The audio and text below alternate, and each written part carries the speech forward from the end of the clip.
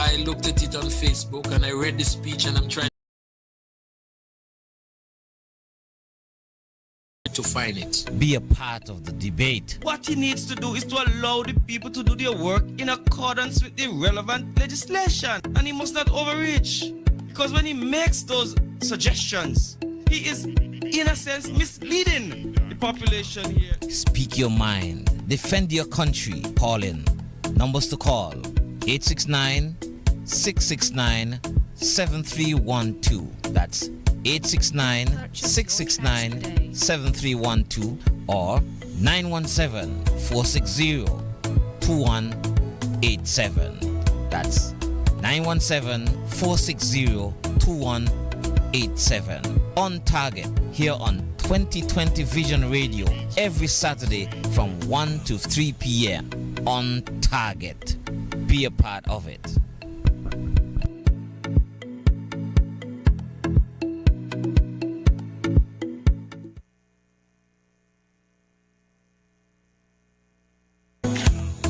On target. So I'm your host, Kelvin Daly, and I thank you for joining us once again. Join the conversation.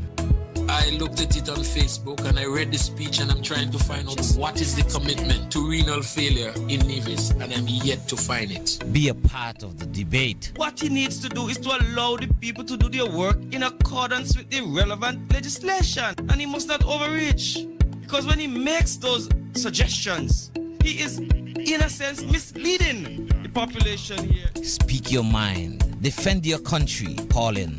Numbers to call: 869-669-7312. That's 869-669-7312 or 917-460-2187. That's 917-460-2187. On target here on 2020 Vision Radio every Saturday from 1 to 3 p.m.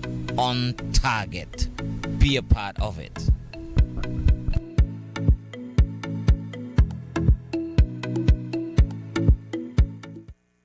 The views and opinions expressed on this program are strictly those of the participants and do not represent those of 2020visionradio.com or its advertisers. Let us put our hands together for Pupa Wheeler!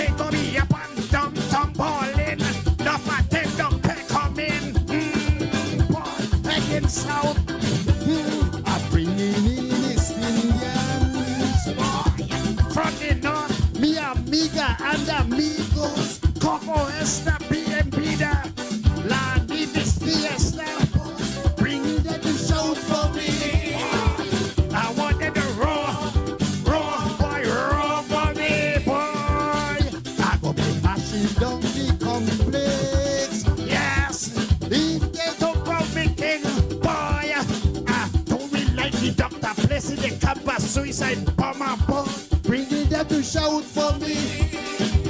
I want them to roar, boy, roar for me. Anything you want, you go get, boy. I'm mixing up the soca, with some Hindi and some rumba, chutney and lavandera. ID no necessary, boy. Fiscal lips a mercenary. Bring it there to shout for me. I want it to roar, boy, roar for me. And take Centennial Impulso, Toro Zombie and Beta. Take it away.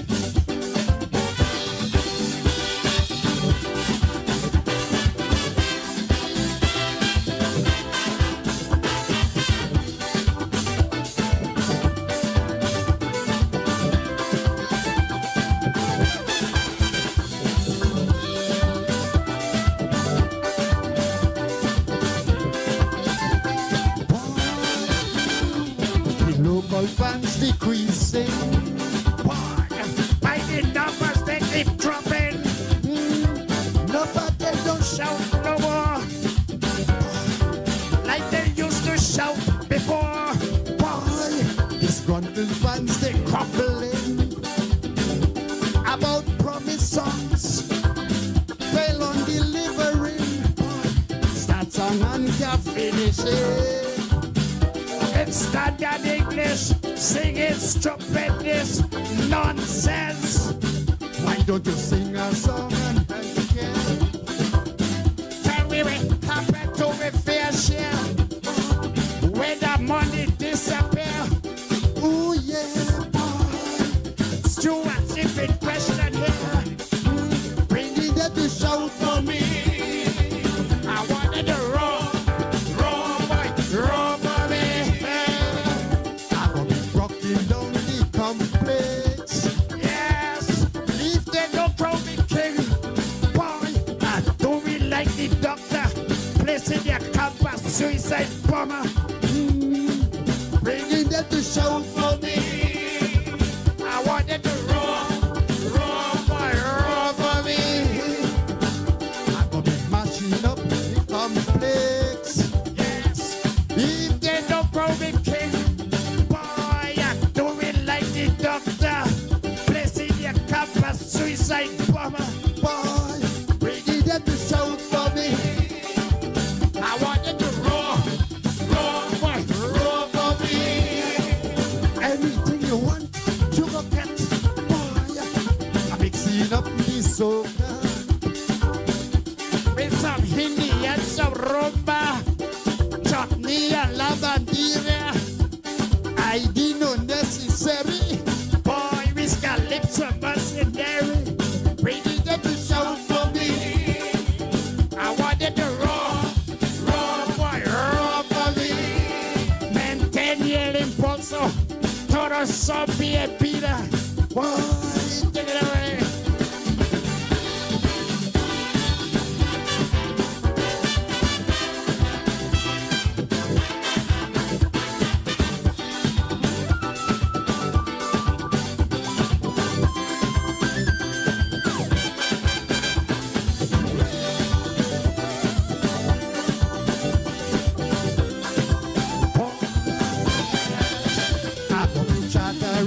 Airlines, see preacher, see taxi, bringing them to shout for me.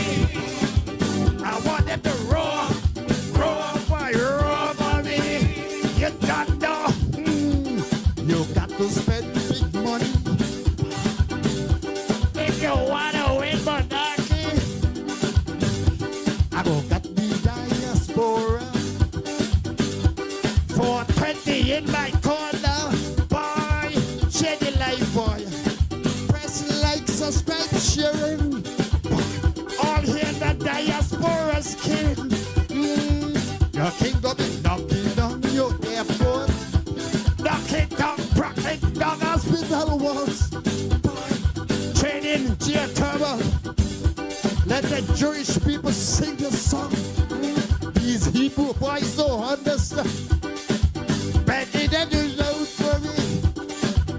I wanted to roar, boy, roar for me. I'll be rocking down the complex. Yes, if they don't crow me king, do it like the doctor, president, campus, suicide bomber. Bringing them to shout for me. I wanted to roar, boy, roar for me. Anything you want, you go get. Yes, I'm mixing up the soca with some Hindi and some rumba. chutney a la bandera. ID no necessary. Fiscal lips are mercenary. Boy, bring it to the show for me. I want it raw for me. Pentele le pulso. Toro zombie and mira. Kick the momentum. Everybody is welcome. Thank you.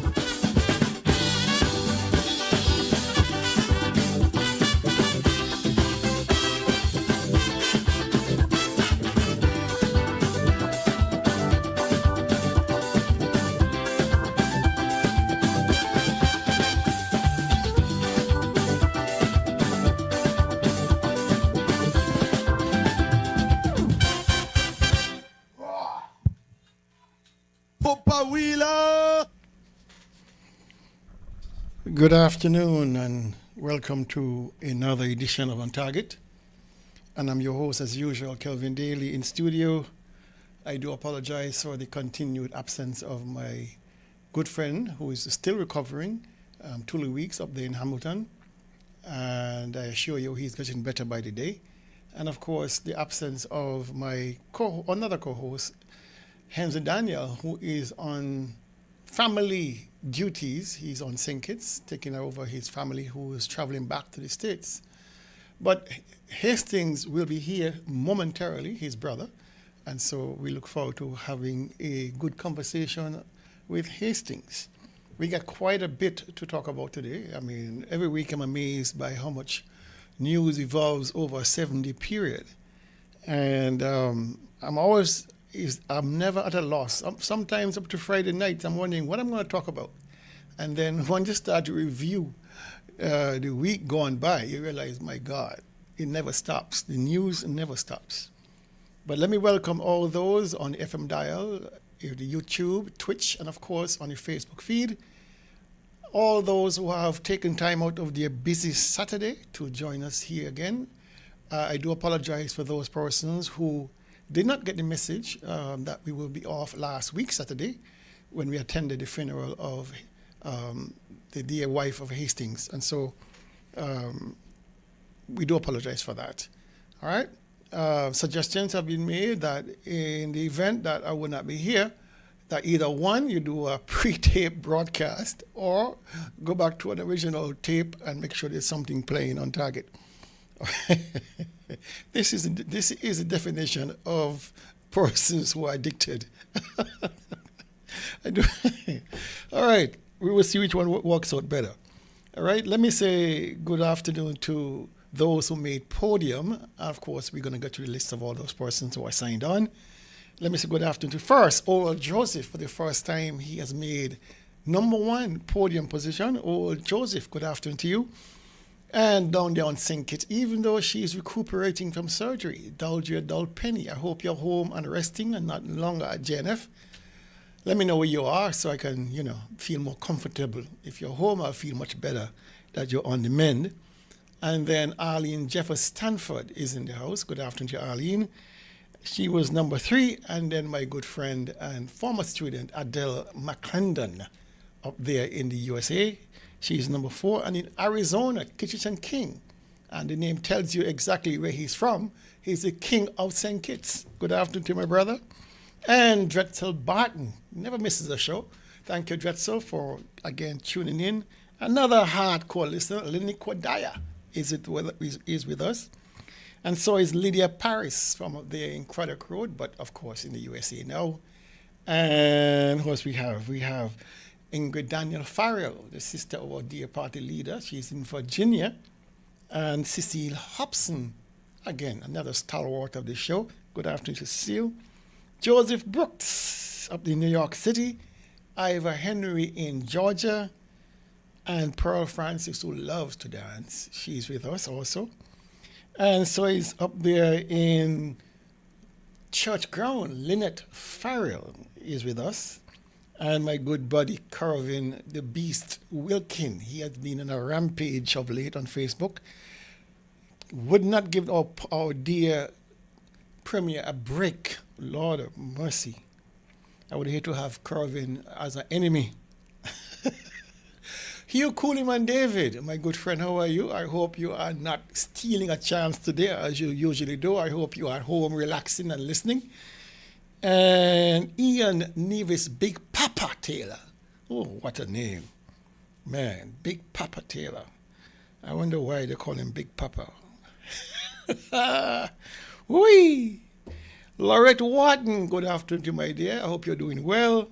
And so is Frankie Lawrence, and my good friend Carlos Vanterpool is also listening.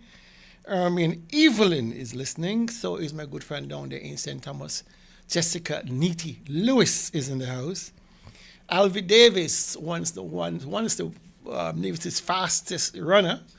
He can barely walk now. Oh, boy, joking. He's still a good guy. Pearl Francis, my dear, how are you? Muriel Brown, Angela Nurse Hanley. She's former nurse, retired now in Nevis, the sister of Globe Hanley, and of course, everybody knows Globe. I haven't seen him signed on yet, and also the sister of Marcy Yelner. She's their sister.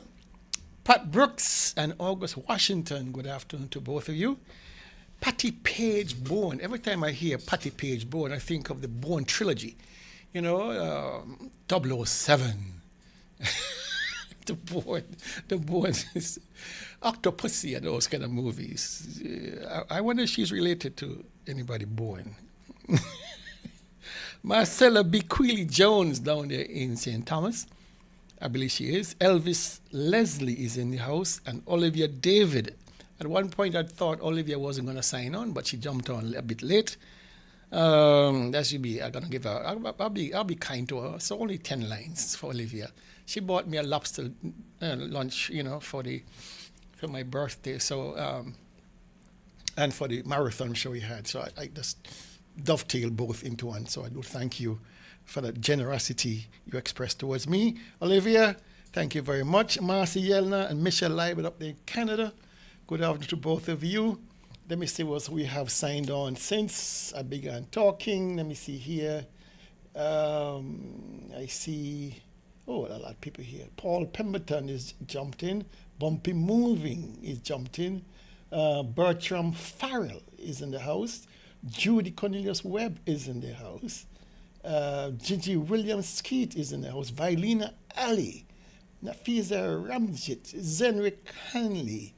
What else we have? We have, what is it here? Brenda Douglas, Erica P. Blake, Gemini Nisbet, Vanicia Vernie Dore Williams. Ooh, Vernie. Too much memories in my mind for the girl. Grace, the cook, Elliot. I shouldn't say the cook, the chef. Wonderful, wonderful food. Delicious Nicholas Brown in St. Thomas. Evan Jeffers in the UK. Bert B. Jones. He's saying big up SKN Massive. Kelston Swanston is in the house. Lorraine B. Richardson. Charlene Jeffers. And Jetty Taylor. I don't know what happened to Jetty Taylor. He's way down in the bottom. But he said, I'm here.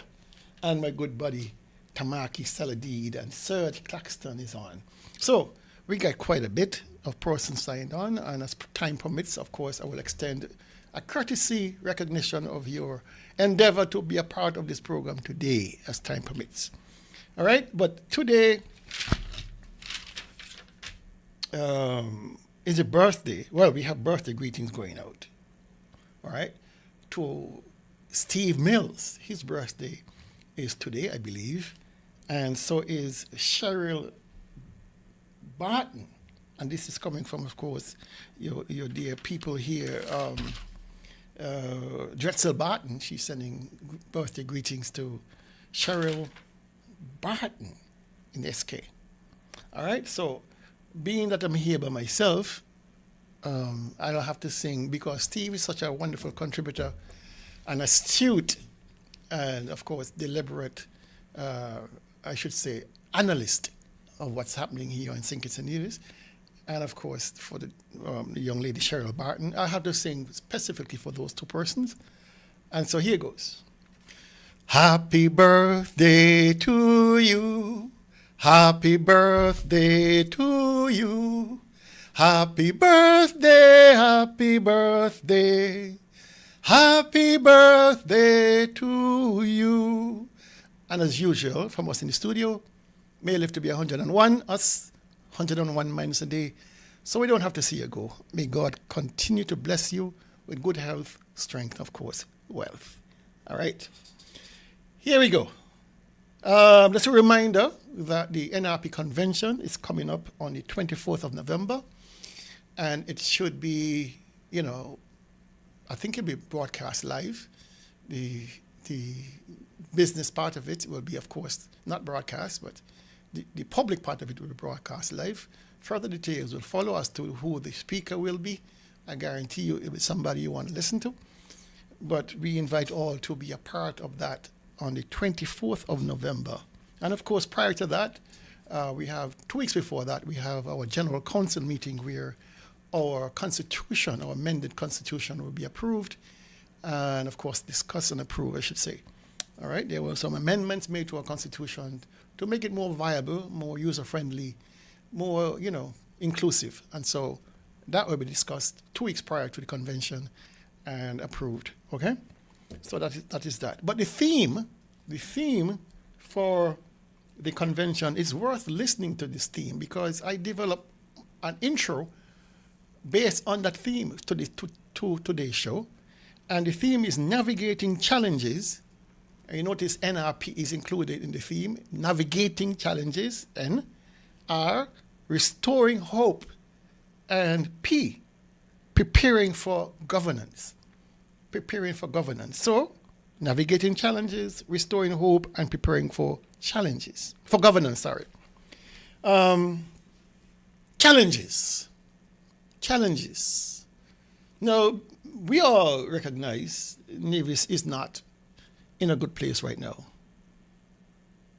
It is not in a good place right now. Despite the Premier saying that, the economy has heated up and things are going well. The sector is sizzling, are his words. The sector is sizzling.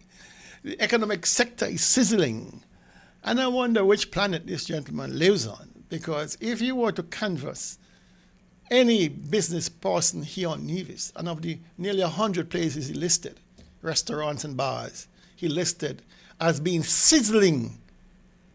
I wonder if this guy is losing his marbles, if he's getting delusional. Because I know for a fact that so many businesses are on their knees, behind on their mortgage payments, behind on their loans and their supplies. Not because a business is open, it doesn't mean they're making a profit. I can testify to that. And how many persons do these businesses employ? People are being laid off because nothing is happening. The economy is dead.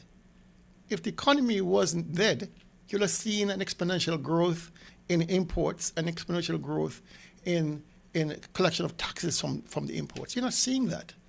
So, but I want to speak specifically to something that is near and dear to my heart and, of course, to the heart of our party leader, Dr. Janice Daniel Hodge. All right? So challenges. I would argue, I would prefer a thesis that perhaps the most severe challenge going forward is how do we diversify our economy? Economic diversification. How do we do that? Right now, we are two pillars of our economy, two major pillars. One, financial services, which has unfortunately been taking a beating, has taken a beating on this new administration. When you compare the financial services that existed prior to 2013, that was a significant financial sector. After this government came into power, shortly thereafter, by his own admission, the Premier's own admission, is that the financial sector shrunk by 40%. 40%. So if you had $1, you lost 40 cents of that dollar. Significant. And so the other pillar is tourism. 40% of our GDP comes from tourism. Our gross domestic product, 40% comes from tourism. Can anybody here in this audience or anywhere testify to any growth in tourism under this new administration of CCM, under the new premiership of Mark Brantley since 2017? Matter of fact, we have lost, we have contracted, we have gone negative in relative terms to what occurred in the Joseph Parry administration. Now, he's going to blame COVID. We could blame the recession between 2008 and 2010, but what will that do to say to people, well, we can blame the recession? No, we don't need to. But our party leader, our dear premier, I should say, he likes to blame COVID for whatever retraction in the economy that we saw. But ask yourself seriously, is cruise tourism up? Is stayover tourism up? Neither one are up. We lost beds when Nisbet's closed. It is still closed. So where did this expansion in tourism occur? It never happened. And our dear Premier has steadfastly refused to consider anything named cruise tourism, even though this is the largest growing sector worldwide, cruise tourism. He wants heads on beds, to use his term. Heads on beds. He wants stay over, where your airport is a mess. You have lost beds from Nisbet's closure. So where is this heads and beds going to come from? Joke. So those two pillars, the financial services and tourism, have retracted under this government.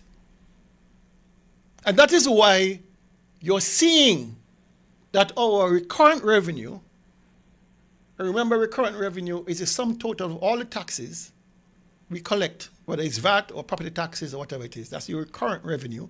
It's renewable every year. That is why you call it recurrent. It reoccurs every year. That has not moved. That has not grown.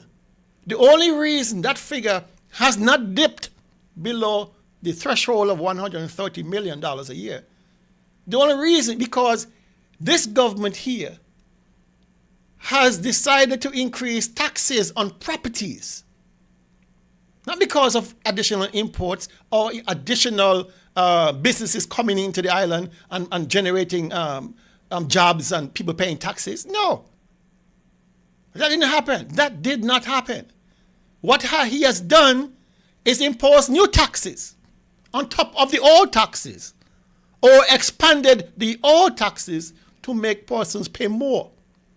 So rather than grow the economy, what he has actually done is shrunk your disposable income, because you have to now pay more for everything. That is what he has done. He's extracted from you your wealth to pay what he should have been generated from investments, whether direct foreign investment or local investment. That is what he has done. Robbed you to pay Paul. So those are the two pillars at which he has based his government, and very badly based at that. But if you have a conversation with a party leader, Dr. Hodge, make sure you have time to sit, maybe 2 hours or 3 hours, because she's an expert when it comes to the discussion on the way forward for Nevis. She's an expert on how best to diversify our economy here on Nevis. And the first thing she will start talking about is the maximizing of our blue-green economy. Now, the blue signifies, of course, anything having to do with the ocean, maritime. And the green has to do with anything renewable. So, in the blue economy, there are several aspects to it which can be exploited sustainably and profitably. One, maritime shipping. We have none. Besides the boat run between St. Kitts and Nevis, the ferries, I'm talking about facilities constructed to attract persons to the Federation and let them stay here for a period of time. So you're talking about a marina. You're talking about a registry, a shipping registry, where you can license your boat here in Nevis. We're talking about the ability to resupply ships that come here for whatever reason, whether they are a personal watercraft like yachts or they are huge ocean-going vessels. We should be able to have an ability to resupply those vessels. And a marina, of course, we have none. We have zero marinas. Zero. I've never seen a plan where persons are trying to diversify an economy without looking at the potential in a blue economy. This government has managed to do that. This is the most nonsensical approach to development I've ever seen. Because in the blue economy, you're also talking about the exploitation, sustainable exploitation of our marine resources, the conchs and the lobster, the fish. Species that we don't normally target, like flying fish, or we don't target in enough quantities, like ballyhoo and gar.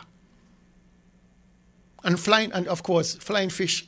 People don't even know we have flying fish here. We have yet to look at those sectors as potential earners for our people to get into. Aquaculture is part of the blue economy. In 2011, I received a visit at the Ministry of Agriculture from a gentleman who represented the EU. And he wanted a project launched on Nevis to have ocean-based fish farming. And we spoke for a couple of hours. And we agreed that the area directly west of Pinnis, in about 130 feet of water, we will construct 3 pens and populate them with what we call here locally cobbler or African pompano. That is how far the discussion went. And to avoid damage during the hurricane seasons, those pens will be retrieved and stored until the season is finished. Fishermen will be directly shareholders in such an endeavor. Our local fishers would have been shareholders in that endeavor, where we could harvest metric tons of fish for the export market and, of course, for the local market. This is how you move forward in your thinking and your vision.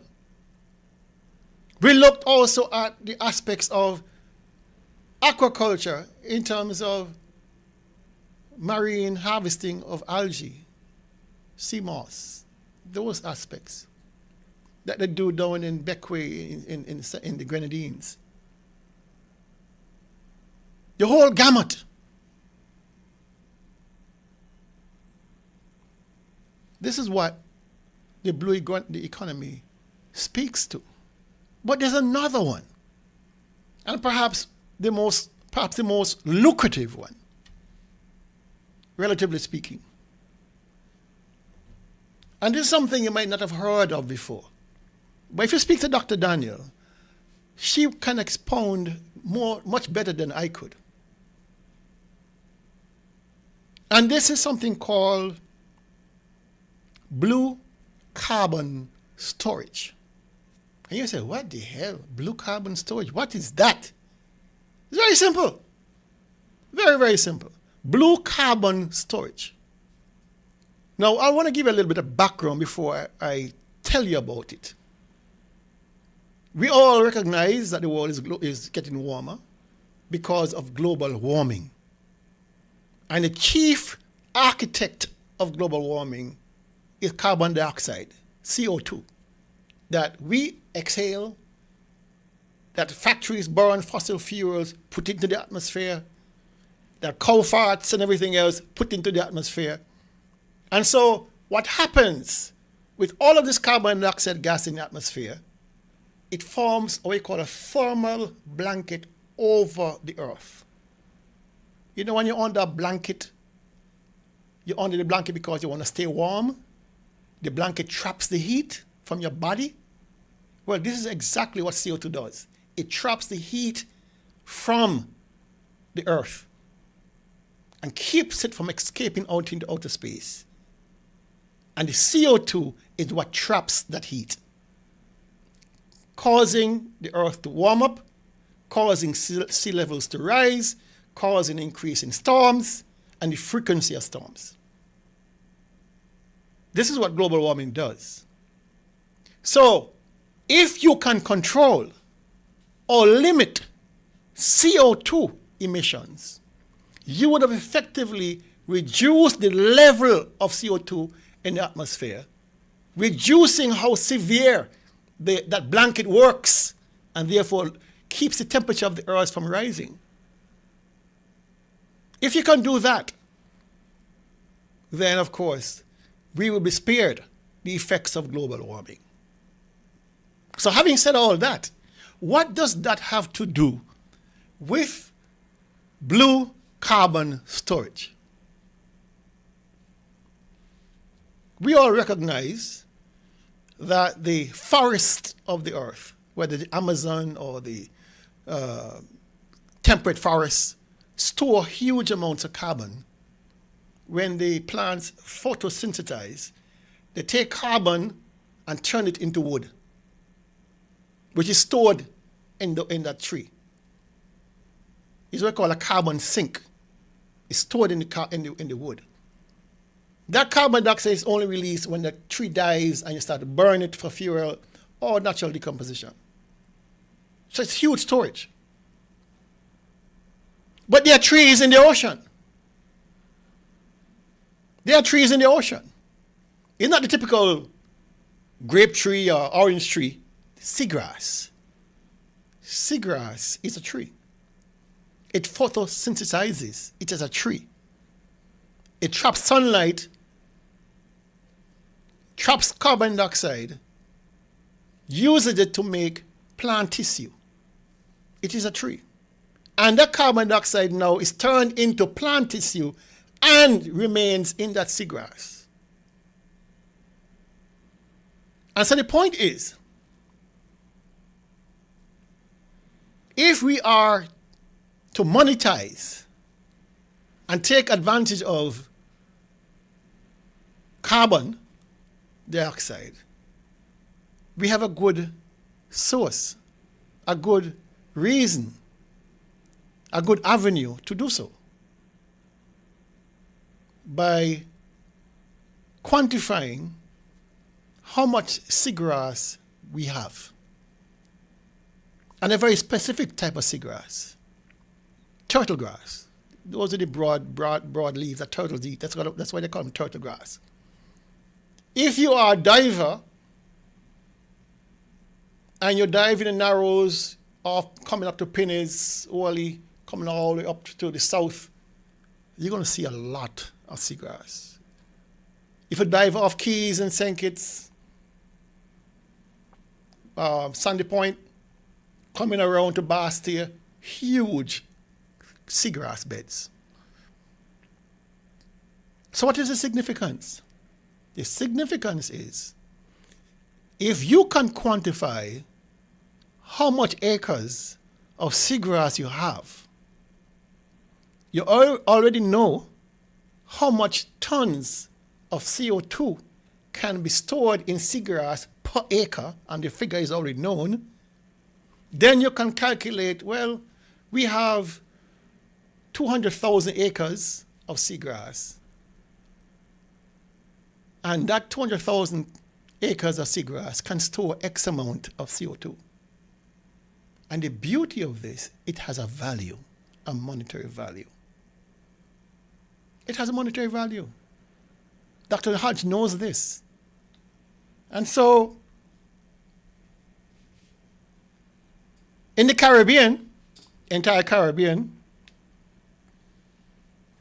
a study has been done by the University of Michigan, which looks at the degree or the amount of carbon storage in the Caribbean, just in terms of seagrass. And the University of Michigan has postulated that the amount of seagrass in the Caribbean has a monetary value of $88 billion US. You heard what I said? The University of Michigan has concluded that the seagrass in the Caribbean has a worth of $88 billion US per year.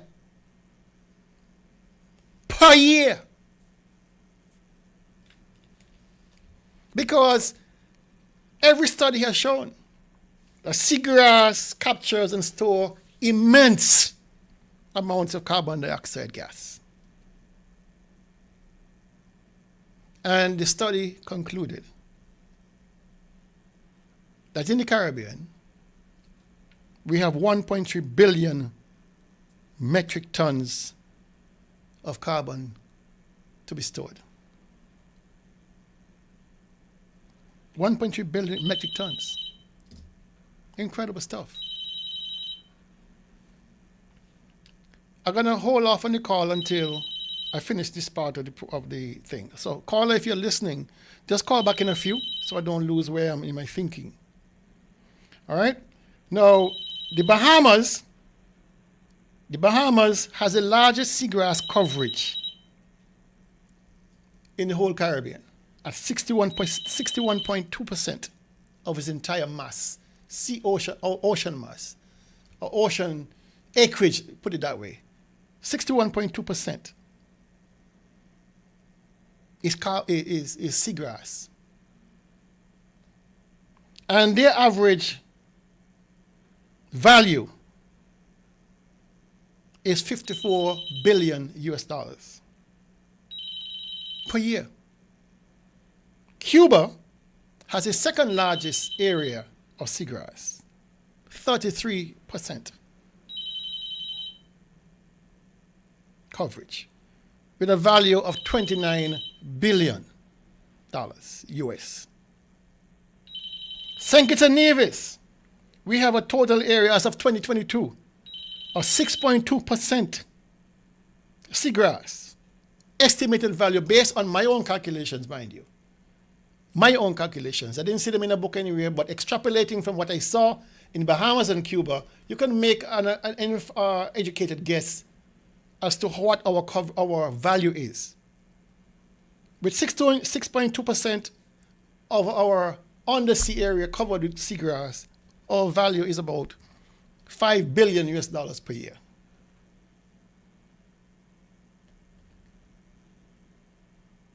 $5 billion a year. Dr. Hodge knows this. In terms of the green economy, the focus has been, of course, on renewable energy. Wind, solar, geothermal. But there's also what you call protected agriculture systems. And it's a fancy word to say greenhouses, shade houses, row covers, things like that. Protected agriculture systems. Green. Recycling is also a big part of the green economy. We don't do hardly any of that. Everything goes to the landfill or the dump, and there's no attempt to recycle anything, to make them useful, to turn them into something else, to reuse them. They just go there and they're now pushing them into the sea because there's no room left. It's a complete abomination. Nevis is too small to be thinking that we can simply close one landfill and open another one, close that one and open another one. Where? Where are you going to do that? And why should you have to do that? Unnecessary. More than 80% of the waste that goes into solid waste is what you call organic waste. It means it can be decomposed, it can be broken down, it can be composted. 80%. Think about that. So all your boxes and paper, all of your woods, crates, pallets, trees, leaves, grass that ends up in the landfill can be composted and reused. The tires can be reused, shredded and added to asphalt to make our roads last longer. This is not rocket science. This is things that are done regularly across the world. So we're left with is glass. Why aren't we even considering recycling glass?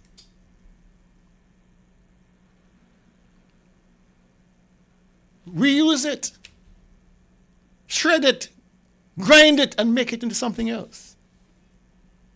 Why aren't we doing these things to employ our people, to create jobs for our people, to create opportunities for our people? Why aren't we doing these things? So this, in a snapshot, is Dr. Hodges' vision for diversifying our economy, a sustainable method of diversifying our economy. All hands on board, all hands on deck to get it done.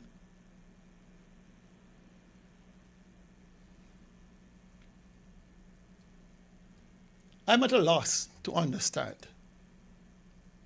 that after the hundreds of millions of dollars that poured into Nevis, other than what we got from our recurrent revenue, this is money we would have gotten from the federal government as our fair share. Why wasn't any of that directed in any of those areas that I spoke about just now, except for geothermal? And we all know how that went. That hasn't gone anywhere. It has been a total failure. So the point of this exercise and the point of NRP's convention is that we need a new beginning. We need a new vision. We need new leadership to look at how do we navigate our challenges. How do we overcome these challenges? How do we restore hope in our people? This is what is important. And so this theme for the convention is very timely and very precise.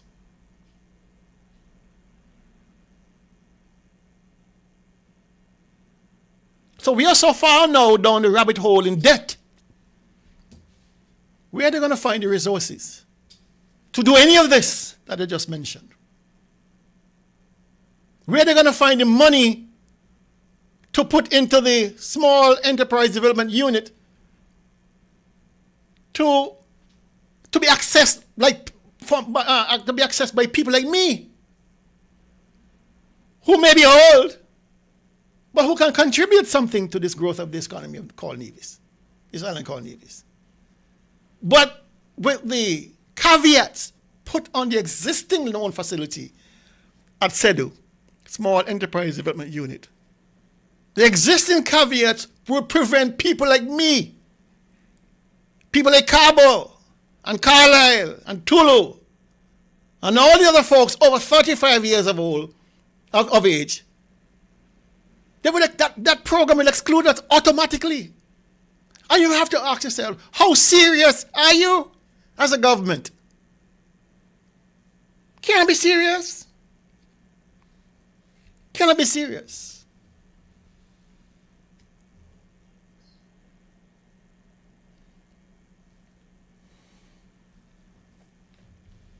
We are sitting down on a potential $5 billion a year, US, in carbon credits. And I forgot to mention that. Forgive me. A key part of this argument.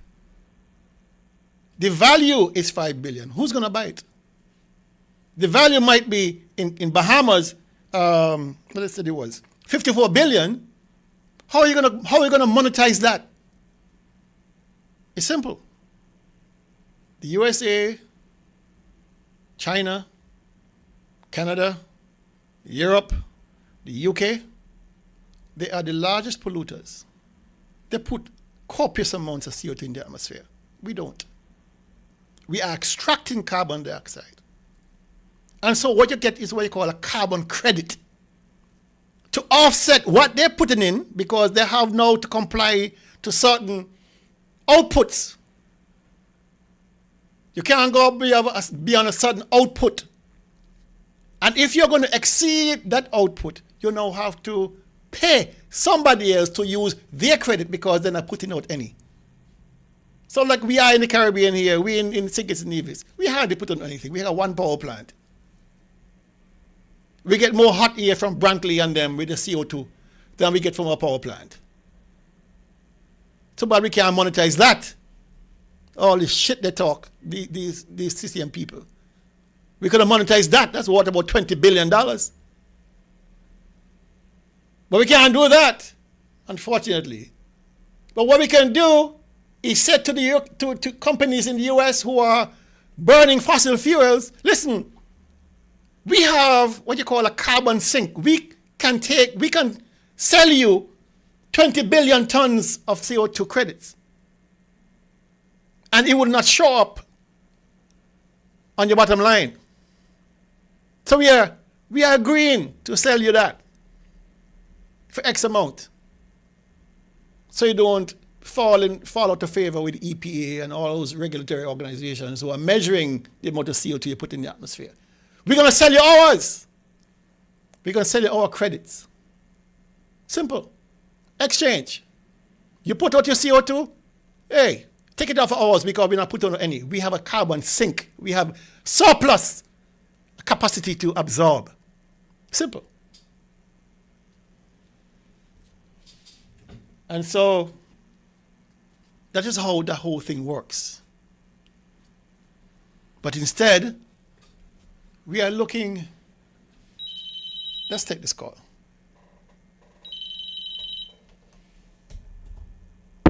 Good afternoon, you're on target. Good afternoon, Dr. Daly. Good afternoon, sir. How are you doing, sir? I'm good, thank you. Seems to me is you alone in the studio. Seems that way.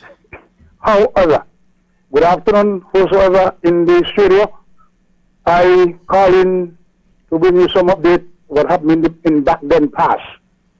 In 2009, the Right Honorable Dr. Denzel Douglas, former Prime Minister of St. Kitts, and the Premier of Nevis, the Honorable Joseph Parry, and the Honorable Patrice Nisbet, then had a sort out a program to introduce the People and Employment Program.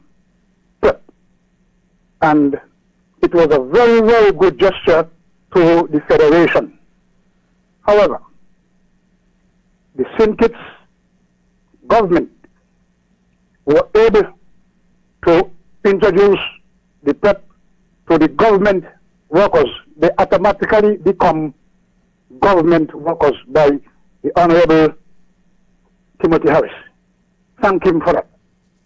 Up to now, we have some representative from Nevis say, give me our tree, we're going to look out for you. Up to now, the Nevis workers and the PEP still at the PEP. Still at PEP. The government, the minister in St. Kitts already put their people in their respective places, put them on the government payroll. If they're working for health department, agriculture, public works, the private sector, they are there to educate themselves and empower themselves in the workforce. Up to now, Nevis have some representatives went down there, and they have done nothing to get the people and the government payroll in Nevis.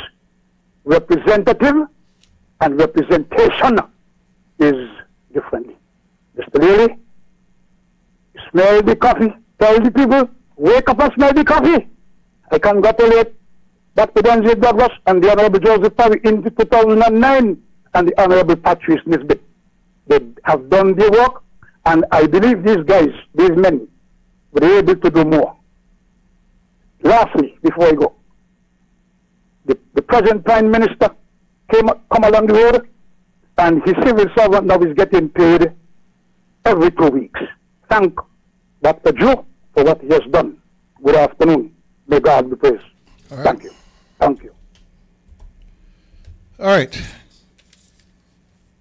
So we were talking about diversifying our economy into the area of blue-green sustainable development. And, one of the key pillars in moving to the blue economy was the construction of the fisheries complex, the Charleston Fisheries Complex, via a $30 million grant from the Japanese back in 2012.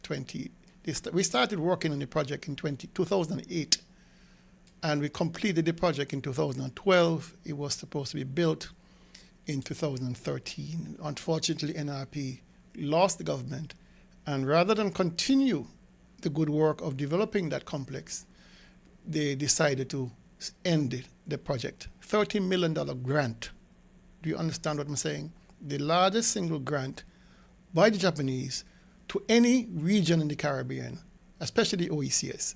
They would have built facilities, fisheries complexes in Dominica, which I visited, Grenada, which I visited, St. Lucia, which I visited, Antigua and Barbuda, which I visited.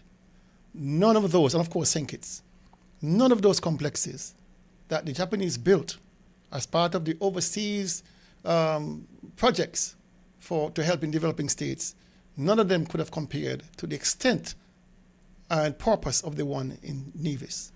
We ensured that we got maximum benefit for that project. And unfortunately, this government decided not to facilitate it for political reasons. It still hurts me today that our officials were set back generations. Because you see, we just spoke about harvesting, sustainably harvesting our marine resources, especially conch and lobster. We all know that Nevis exports quite a bit of conch and lobster to St. Martin and Guadeloupe. What people don't know is that once that shipment leaves Nevis, it is indeed now smuggled in to those territories, kind of a legal smuggling. People look the other way, customs people look the other way, except when something really bad happens. And this complex would have afforded us the opportunity to have what you call traceability, that those lobster and conch would be packaged in a way that we knew exactly when they were harvested, when they were packed, when they were shipped, and and who got them, which direction they were going. They'd be logged. So if there's any reason to trace that shipment, we would have all information. The EU is very strict about making sure that people comply with sustainable harvesting procedures, sizes of lobster and conch, gender, sex of lobster and conch. Simple things that we take for granted. The EU is not making any joke. All right? This complex will have streamlined that process, just like doing Belize right now and down in St. Vincent and St. Lucia. But we were shortchanged by this government, by them not allowing the complex to be built. It's another discussion for another thing, another time. Opportunity is lost. Opportunity is lost. Opportunity is lost. So when the premier is down in Bermuda, and he's in Bermuda still, I believe, meeting with Bermudans of St. Kitts and Nevis heritage, advising them of paths for citizenship, CBI, of course, ancestry or the fact that you have been here. You've been here 14 years or more. He's talking that talk, encouraging persons to return home, to start businesses. He said there are opportunities in business, opportunities in agriculture, opportunities to retire comfortably because our cost of living is significantly lower than in Bermuda. This is what his pitch is, that somehow we are better off. But it struck me that he's saying to people in Bermuda, come home, start a business, and the government will assist you. The government will accommodate you. But while we here on Nevis need assistance, and we need accommodation, and we need concessions, he's ducking and diving away from us. But he's going abroad to Bermuda to tell people in Bermuda, come home. I find it very strange that he's encouraging persons in Bermuda to come to Nevis to take up businesses in agriculture. And that shook me to the core. Because he never once in that whole 3-hour speech mentioned anything about poultry processing. Never mentioned a word about poultry processing. Never mentioned anything about this failure of this government to control monkeys. Never mentioned anything about the fact that we don't have an independent water supply up to now for farmers. How do you encourage people to do agriculture and you are taking away all of those crucial elements that make it possible to be successful?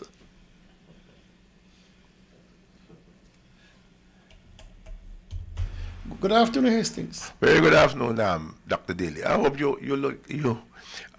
you are speaking English, because you have to be speaking English in a foreign language. I mean, you say that this good gentleman went up to Bermuda. It is like encouraging people to fly in the eye of a hurricane. I mean, what are you going to tell people to invest in agriculture in Nevis to do? And as you say, the monkeys don't outgrow us. Where is I have asked you the last time I was here to consent to find out for me what has happened to the poultry, not agriculture now? Of course. You sure? Of course. Maybe it's industry. But what has happened to that?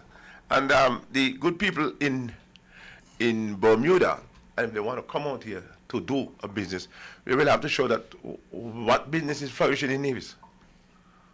What? Nevis right now is on his knees. Nevis, the only industry actually flourishing in Nevis is begging. I mean, you beg Sinkits for money, you beg everybody for money. That is the only flourishing industry. What other industry you have? You don't have any man.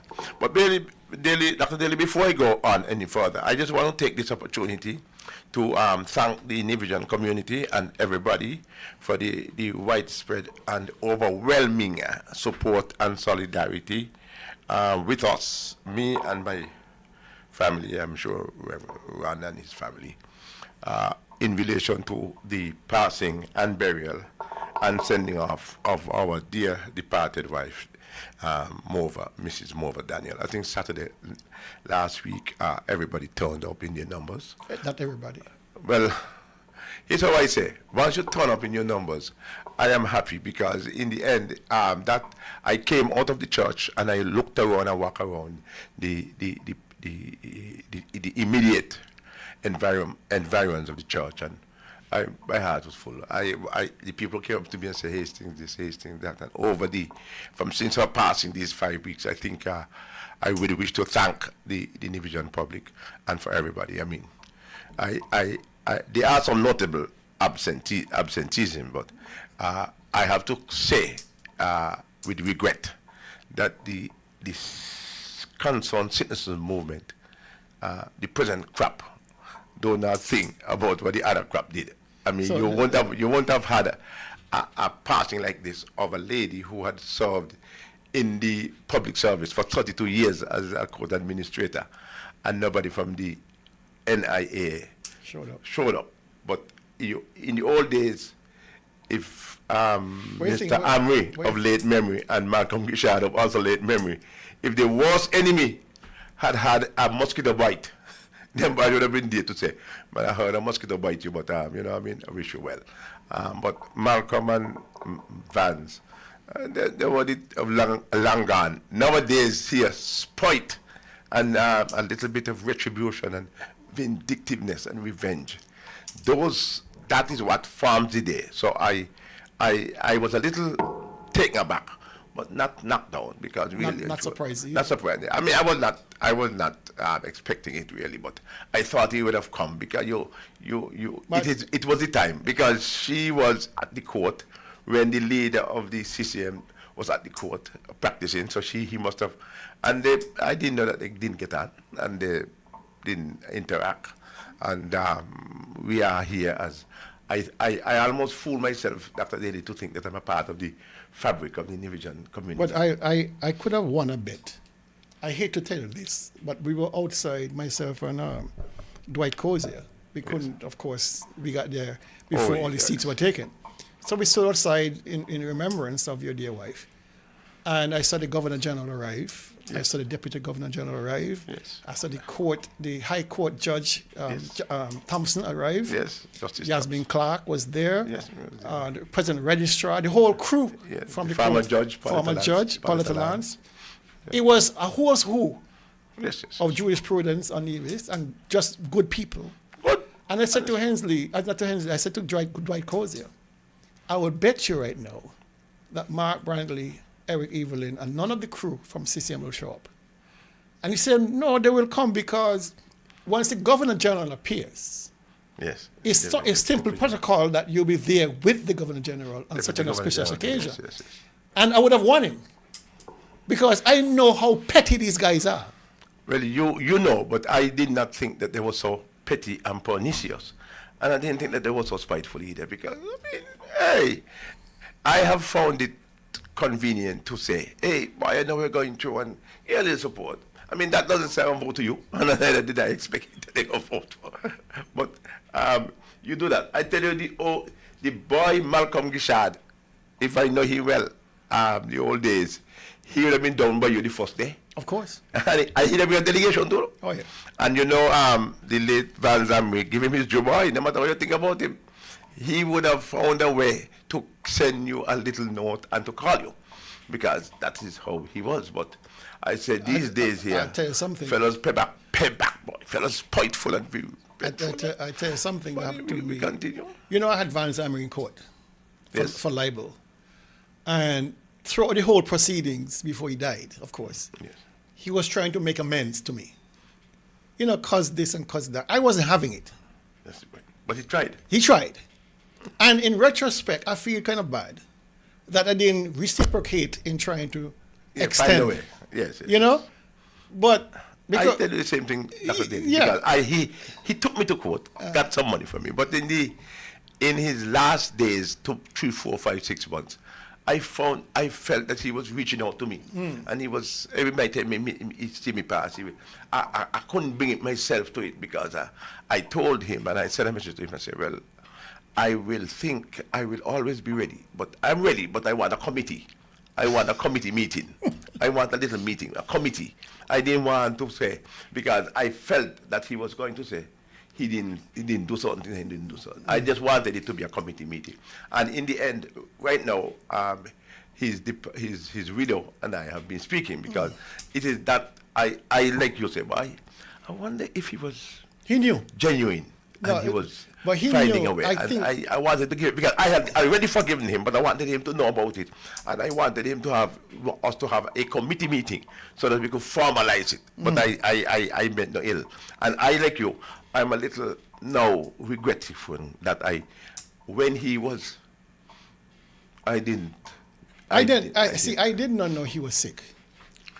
All through the trial, I didn't know he was sick. He never let on. And I think, in retrospect, it was his way of trying to correct. He was trying to retrace his path and to replant some plans that he had done wrong. I think he was trying to avoid hell. Well, we all have to. Yeah. And in the end, I have to say to us, to each of us, that perhaps I had a friend of mine from Cox who said, after 40, everybody has a little something, you know. Yeah. And because people don't walk around with a 6 certificate on your forehead, maybe everybody who is of a certain age is going through a little distress. We ought to be always, every day, as we go about our lives, as we go to church tomorrow, as we go to work on Monday, and as we go about our chores, to reach out a hand and to remember that maybe certain people need a smile from you and a pat on the back. I wanted him to say, I'm sorry. And he didn't. I wanted him to say, I'm sorry too. Okay. But I did not provide. I think he himself, and I sent a message to say, well, why doesn't he talk to a common friend? And let us have a little talk. Because I was cool with that. Moving on from that. Yeah. The premier was in Bermuda, and we said it before he went on there. He says trying to invite people home. How about the fellow who bought the Well, he was in the audience. Mr. Dobson, he was in the audience. He sold it. He didn't buy it. I get into that. Yes. I get into that. All right, so he was trying to convince persons to come home, to set up businesses, yada, yada, yada. You know, CBI, encouraging persons to set up CBI. Of course, his law firm does CBI. Yes. But this, you know, in the audience was the owner of the Reefs resort where the premier stayed. They stayed? He stayed in the Reefs. Oh. The Reefs is owned by the gentleman, Mr. Dobson. He was in the audience at the presentation. Yes, I know him. And if you don't recall, Mr. Dobson is one of two owners who owns Nisbet's plantation. He's the only owner. No, there's another gentleman. Okay. All right. And so there's, I think he went to kill two birds with one stone to try to recruit potential voters. It's a large population of St. Kitts Nevis people down there, you know. Yeah, I know that. Quite large. Quite large and quite significant. The premier even said, I think it was 40% of the population has some lineage. St. Kitts and Nevis. St. Kitts and Nevis. So it's a huge pool of potential voters. And that is not lost on him because he has exploited every other region. And so that's the last large pool. He didn't go Guyana. He done report Guyana already. And Santo Domingo. Santo Domingo. And Cuba. So the largest remaining pool is Bermuda. And so he went down there at our expense to recruit voters. But here it is, here's things, that he's staying at a gentleman's hotel. I guess it's duty free, room free. But we're moving on from that. CBI. CBI. The Prime Minister would have given this long, lengthy presentation last week, Thursday, I believe. I didn't listen to it, but well, of course, I was in the process of just moving that funeral forward. Yeah, but let me tell you what went on there. I just want to talk about the receipts. Yes. For a period of time. The receipts for the period of time. Tonya, get your pen. Gigi, get your pen and your calculator. CBI receipts 2019 inclusive to 2024 September. From 2019? Yeah, to 2024 September. All right? Mm-hmm. So in 2019, receipts total $443 million. EC? EC. 2020, 271 million. Remember that was COVID. Yeah.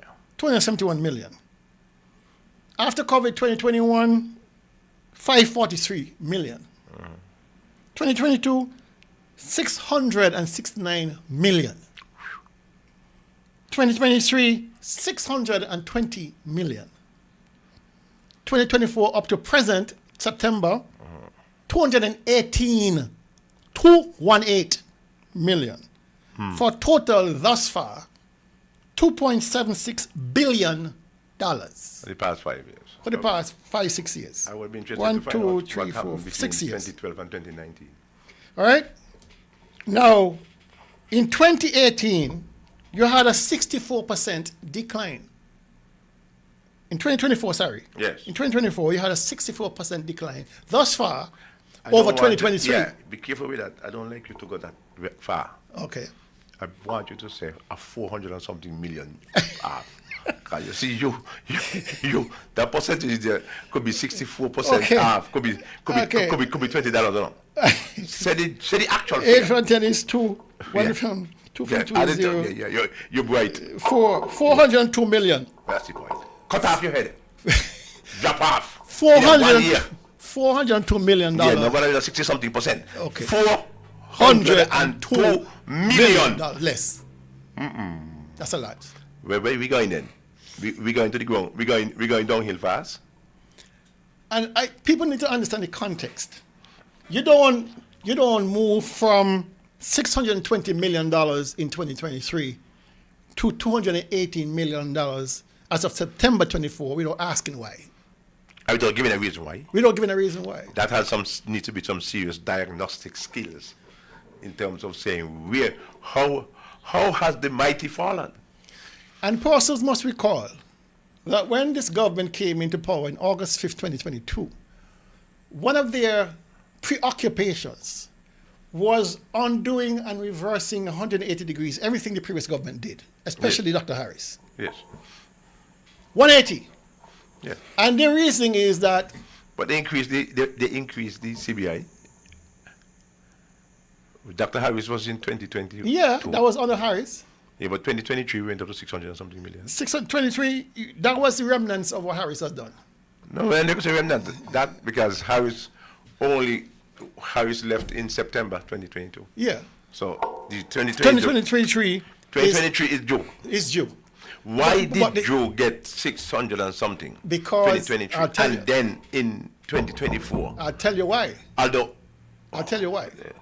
Because in 2024, all of the machinations to realign the CIU under this new statutory corporation, all the rules and regulations they put in, caused capital flight from us to windward. Grenada benefited, St. Lucia benefited, Dominica, Antigua, and Barbuda.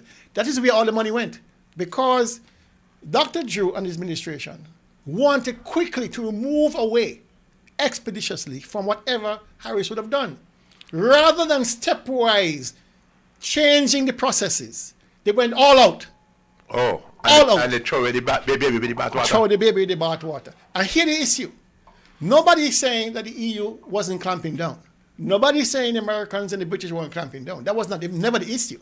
The issue was they never gave a timeline as to when the clamp went as to when these things must be done. Well, what then is instructive, Dr. Daly, is this. I would like to see what Antigua and Barbuda, St. Lucia, and all of them did in that period. They kept the same regime. The same regime. But I wanted they got the same money. They got, listen, Barbuda, I can tell about Grenada. Grenada, for second quarter for 2024, they registered the highest amount of CBI receipts ever. $880 something million. Well, I would like to look at what is because Dr. Drew did he did refer to the fact that they are having whatever he's doing in St. Kitts and Nevis, we are doing in St. Kitts and Nevis, they are doing across the OECS. No. And so they might be at one common ground. So maybe all of us having a flight to the bottom. They're having a common ground as far as this agreement for the ceiling amount. In terms of how much you charge. Yeah, but the other restrictions, the other caveats that they put on independently of that has caused real flight. Let's take this call. Not a real flight. Good afternoon, you're on target. We lost the call. All right. So what happened? 400 million, the 400 cents. The flight, they're gone. 400 million, sir? 402 million. 402 million. Took flight. Right, I see that. I see the road. I see the road in Neves. Why will that be paved? Let's go. Good afternoon, you're on target. Daily. Yes. I kick like how we're supposed to be speaking. We know that the premier influence what happened to Grenada and St. Lucia and Antigua with us. way we all we business went. The influence come from the guy. But Daily, you see, when you put over these things, the common man on the road, that the graduate them who go Harvard, the common man on the road could understand what you is saying and continue. A lot of vagabondness went down in you. God bless Timothy Harris tried to come and make a difference with Nevis. Daily, you forget years ago, long-time politician. If Canada gives 5 vehicles, 5 school buses, they're sending all the whole one. Tim say no, them things are done with. I want to go against him. But we got to put away the parties and politics and come together and kick out who's supposed to get kicked out and think it's a Nevis. Have a good day. Thank you, sir. So Hastings, Boy, this is a serious matter. We see. I can't live without the $400 million out of my pocket. I can't just go. I can't live with a $40. $400 million. And then you see people. You see why now Dr. Drew has retreated or is retreating from this dividend payout. Is retreating from using CBI. But if a man broke. You can't take this kid off a naked man back. I'm giving explanations to why you can't take this shot off a naked man back. People need to understand why perhaps we will not get a double salary and we will not get dividend payouts because he's seeing these figures. And if you're seeing a $400 million deficit in what you should be getting or plan to get, boy, you have to call it deficit, Dr. Daly, you have these nice names. A 400 million dig out. You know say and dig out. This is what you call like a man put in its spoon. If you go and dig out. That's a dig out.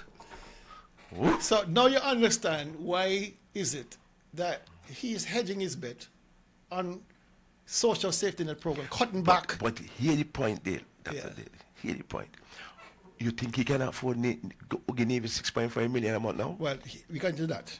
Huh? We get into that. We get into that right now. My question to if I get so broke, I don't give my grandson his allowance.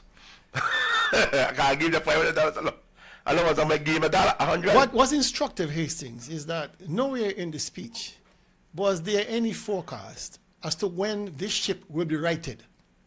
How are you going to turn around this ship, having, what is it, dig out 400 million? Dig out, no deficit, dig out. How do you restore that and restore confidence in the people of St. Kitts and Nevis that the decision you made to reorient the CIU in such a draconian way will bear fruit? There was no evidence. There is none. There's none that he has a plan or he has hope. It's the same thing that... did you know, Dr. Daly, I pointed out to you last time, I think, that a certain leader, a certain person wanted to be in politics and wanted to lead and say he had some ships out and he going to increase the hotel rooms and he going to bring in a lot of hotel rooms. And when he came in, he reduced the hotel room. He reduced the existing hotel room. Yeah, of course. It's like when you go and you tell a man you have a $10 and you tell a man, Dr. Daly, could you give me a little money here because I want to make up to buy for $20 to buy something that I need badly, and he said he can help you, and the man help you. The man hold you, take me $5 out of you 10. Robbing people to paper. No, you went for a man to help, and the time I help you, the man make you worse. So I am now arguing, if this matter comes to us today, and what we said, this is like when you ever see this slab, Dr. Daly? These big slabs that are making agriculture, that dig out, you know? This deep, dark hole of 400 million. What you're going to say to the people of Nevis? That you supported getting rid of Harris, and Harris was at 6 something, and this fella is down to 200 million. And you know amount, they can't justify the amount given to Nevis. See, here's the thing. Here the thing is, all right? If 2025 is a reflection of 2024, I can guarantee you this back to basics. Dr. Drew is finished. Well, Dr. Drew being finished is a matter for who put, I don't like Dr. Drew. Well, Dr. Drew is going through what you call birth pains. Till now? Well, yes, but maybe the last 2-3 years. You know? Here's what happened in St. Kitts, that Dr. Joe in 2020 was so overwhelming that they're going to have problems in 2027 to remove him, because the groundswell, the ground is not going to swell sufficient to remove him. The question, though, is this: even though you might have had a 400 million plus dig out, we still don't know what the accumulated total is in that fund. Well, that's what I'm finding, because it's 10 billion they say in that fund. So from since 2012. If there's 10 billion in it, yes, he can survive a bad year in 2024, a bad year. No, but they say in the Harris boys and them, they had thrown away so much that it was leaking, it was raining, it was leaking the paddy. Yeah, but how much is there now? I don't know what they have there now, because I have a feeling. Remember, some fellows get out of 20 million. Huh? But the other thing is, if there was a significant amount of money there, I don't think that we would have seen a retreat from the CBI payout, the dividend payout. I don't think we'd have seen a retreat from the double salary, which people expect to top them up in Christmas. But Dr. Daly, that is what is there. And I don't think we see a retreat from all the social safety net programs which we are seeing happening right now. Yeah, but that was because the money that is there is for crisis. We have not yet reached crisis proportions. So what we have to do now, it is like you have sufficient money, but you cannot give your child the $20 he used to get every weekend, so you give 10. What we are saying, we have to have a reduction in those social programs. And certainly the amount of money given to navies has to be reduced. Well, here it is, right? There are severe implications for this on St. Kitts. Severe implications. Right? Now, over the years, the quantum of funds, the amount of money going into the $1 billion budget for St. Kitts, yes, has been increasing. The percentage of money, the amount of money coming from CBI has been increasing. Has been increasing. Up to last year, it was almost 60% of a $1 billion budget was CBI, directly. Directly, yeah. That's $600 million. $600 million. You have now recovered 200 and... You take off $400 million. You have only recovered 218 for the year. For the year. Well, maybe the only redeeming factor, and I don't know if it is, if that maybe for the CBI, people pay up most between September and December. We will see. I will see if that is what happened. We will see. The last 3 years. If between September and December there was increased payment to the CBI. I would look to see and pay careful attention to the December budget in St. Kitts to see if they're going to continue. But it should not be spoken about, you know. Okay. The budget call. Of course, it's done gone already. Yeah. Let's take this call. Good afternoon, on target. Believe me again, a quick question. Nothing recorded from, let's say, 2028, 2028, and let's say 2013, 2009, 2008, nothing recorded. He didn't present those figures. Ain't present as yet. No. I don't know what I'm interested in. Somebody fooling somebody, you know. Somebody I played right, because I figure from 2012 to 2019, it's really made the most money. Keep educating the people. Thank you, sir. Only you could do it. All right. No wonder you was a teacher. And the man got you. All right, thank you. Yeah, 2019 money is the biggest money. All right, so the implications for the budget in St. Kitts is profound, unless they have such massive reserves where they can counter. Unless they have massive reserves, or unless they're going back into massive borrowing. Well, the national debt is going to be again. Well, right now, the debt to GDP ratio in St. Kitts is about 61.2%. It's very manageable. Very mild. Very mild. To wait, it was 100-something% one time. Yeah, and the good thing about it, over the years, during the team unity construct, one of the good things they did was pay down on the debt. Well, I think then Dr. Douglas almost paid off the debt. Yeah. And then the boy, Timothy Harris, paid the balance. All right. But here's what it is the argument. Either be done by the police or by the bay. They be done by ordinary guys. I like the ordinary fellows. The ordinary fellows cross there saying that Timothy Harris was the best Prime Minister Nevis ever seen. It's true. You're saying so too? I say it without any doubt. You without any water Without any water in my mouth. No time, Not even think about it. Because how do you measure it? Because they say that is the only time navies get anything out of the But is it national true? powers, But- which was seen. I believe navies always got, but Never at this level. never on that level. But I figure, here's what I say. People must learn to also assess, because whereas you gave me a $30 when somebody else give me a 20, I could always say that I benefit the most under Dr. Daly because he give me 30 or 20. But suppose Dr. Daly did get 300 and only give me 10 more. Because my position is that the Nevis politicians, in relation to the unity government, had the balance of power. And that Charleston Accord, 300 million, had not been paid. Well, we are not arguing whether they should have gotten more. Oh, well, all right. I'm not arguing that. I'm okay. arguing simply Okay. on the They get the most. on the quantum. On the quantum.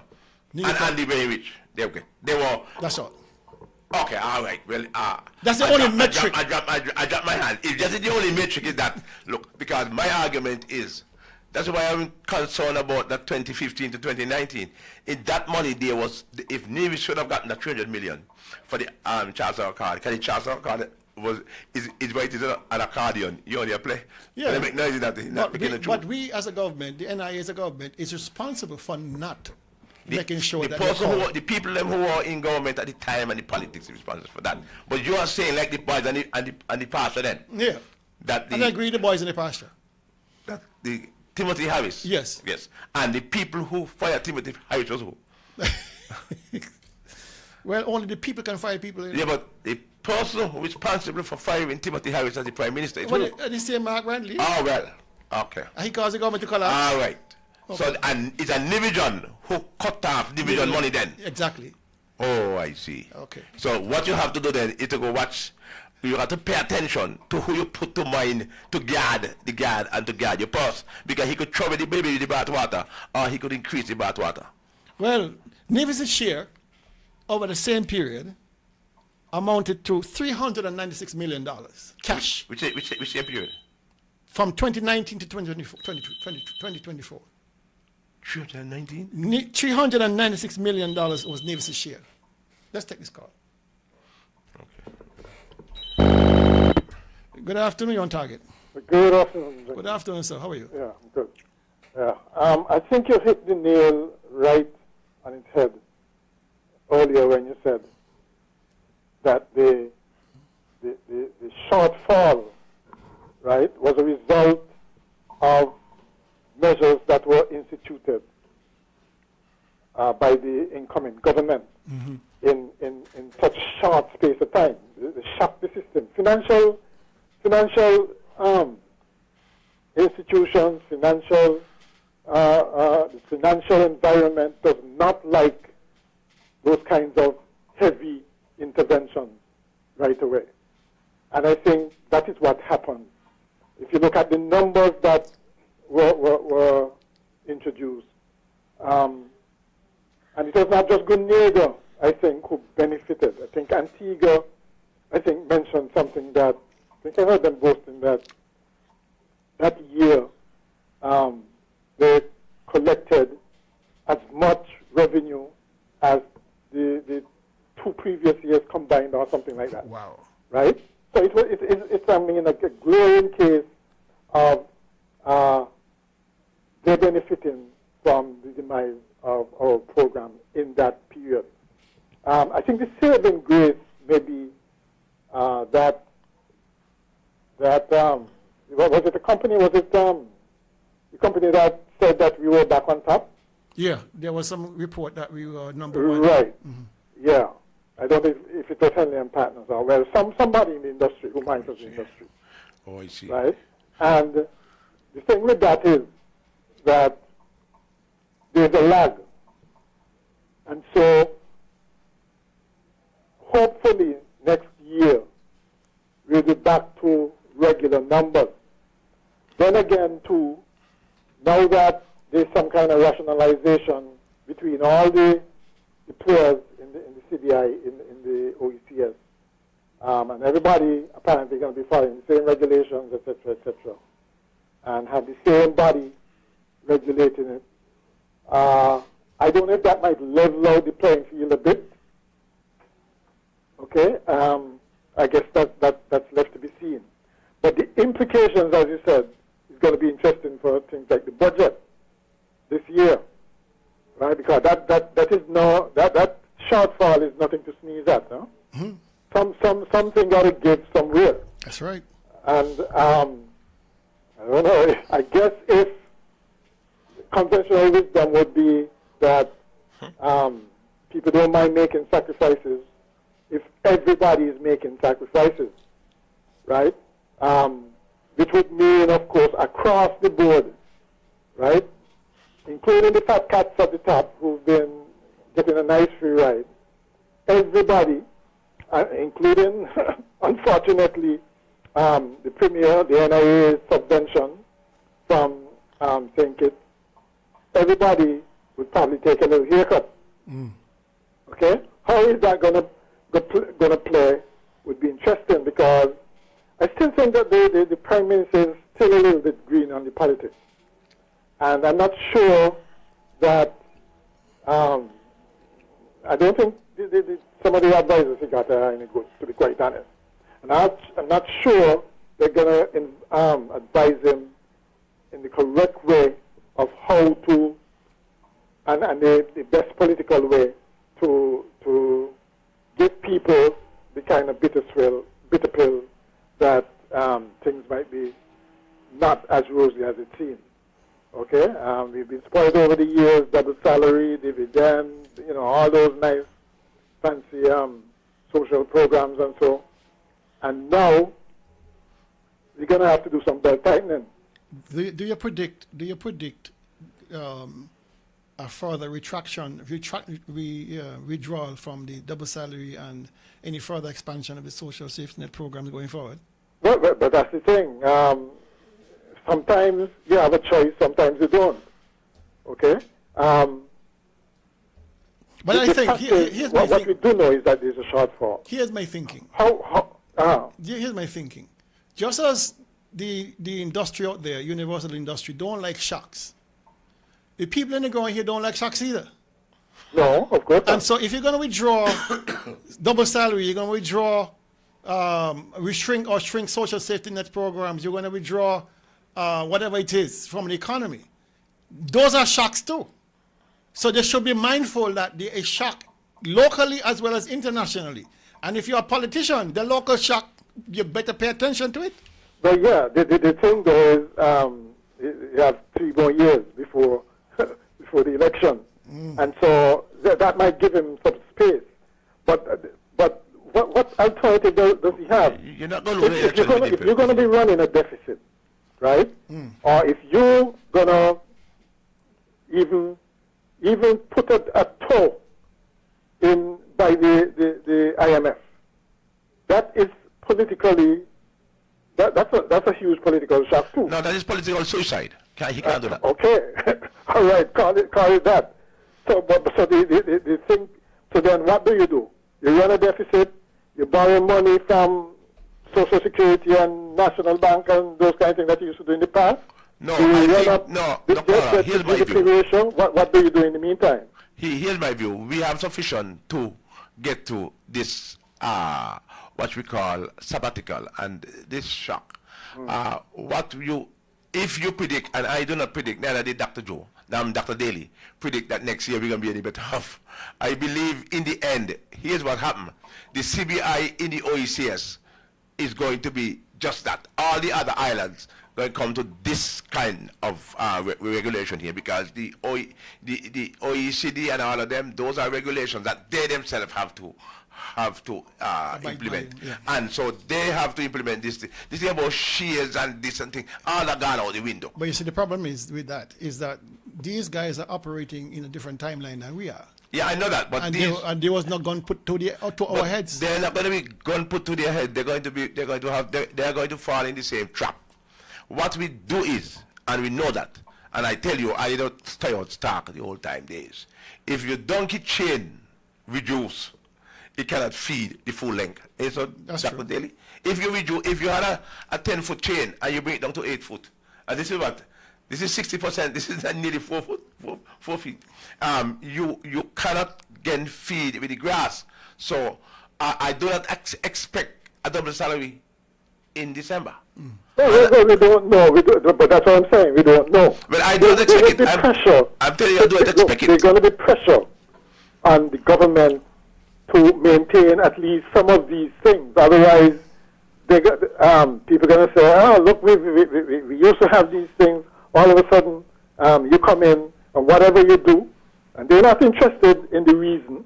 Okay, however palatable you might make it, they're not interested in the reason. All they know is the things they used to get, they ain't getting no more. Well, right? I have the problem with that and because who's going to get blamed? Can't blame Harris and them. They may try, but they are going to blame the sitting government. Okay? Rightly or wrong. So That's you how politics work. You know how politics work, just like Brantley used to do. They're going to wait until the eve before election and then leg out the money.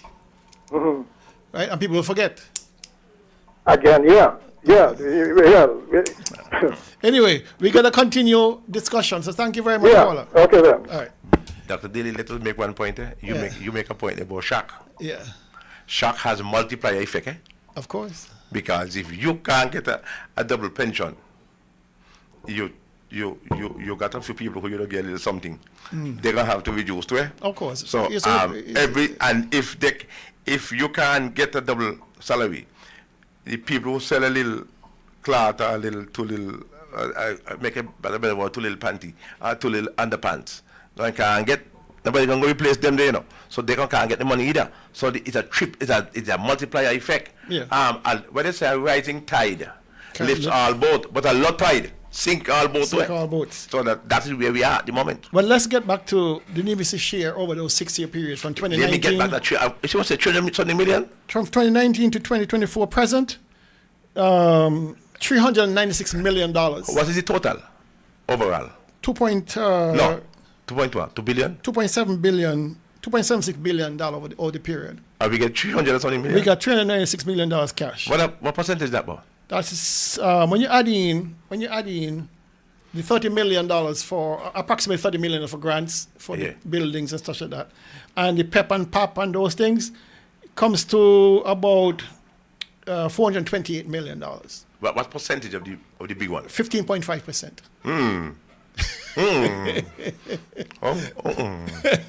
That I am. Yeah, 15%. 15%. 15%. Oh mio. This is the ridiculous part of it.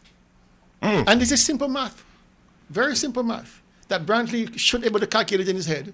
You sit there and listen. He said, but now Brantley did say he was out in the yard. And Brantley from out in the yard couldn't do nothing.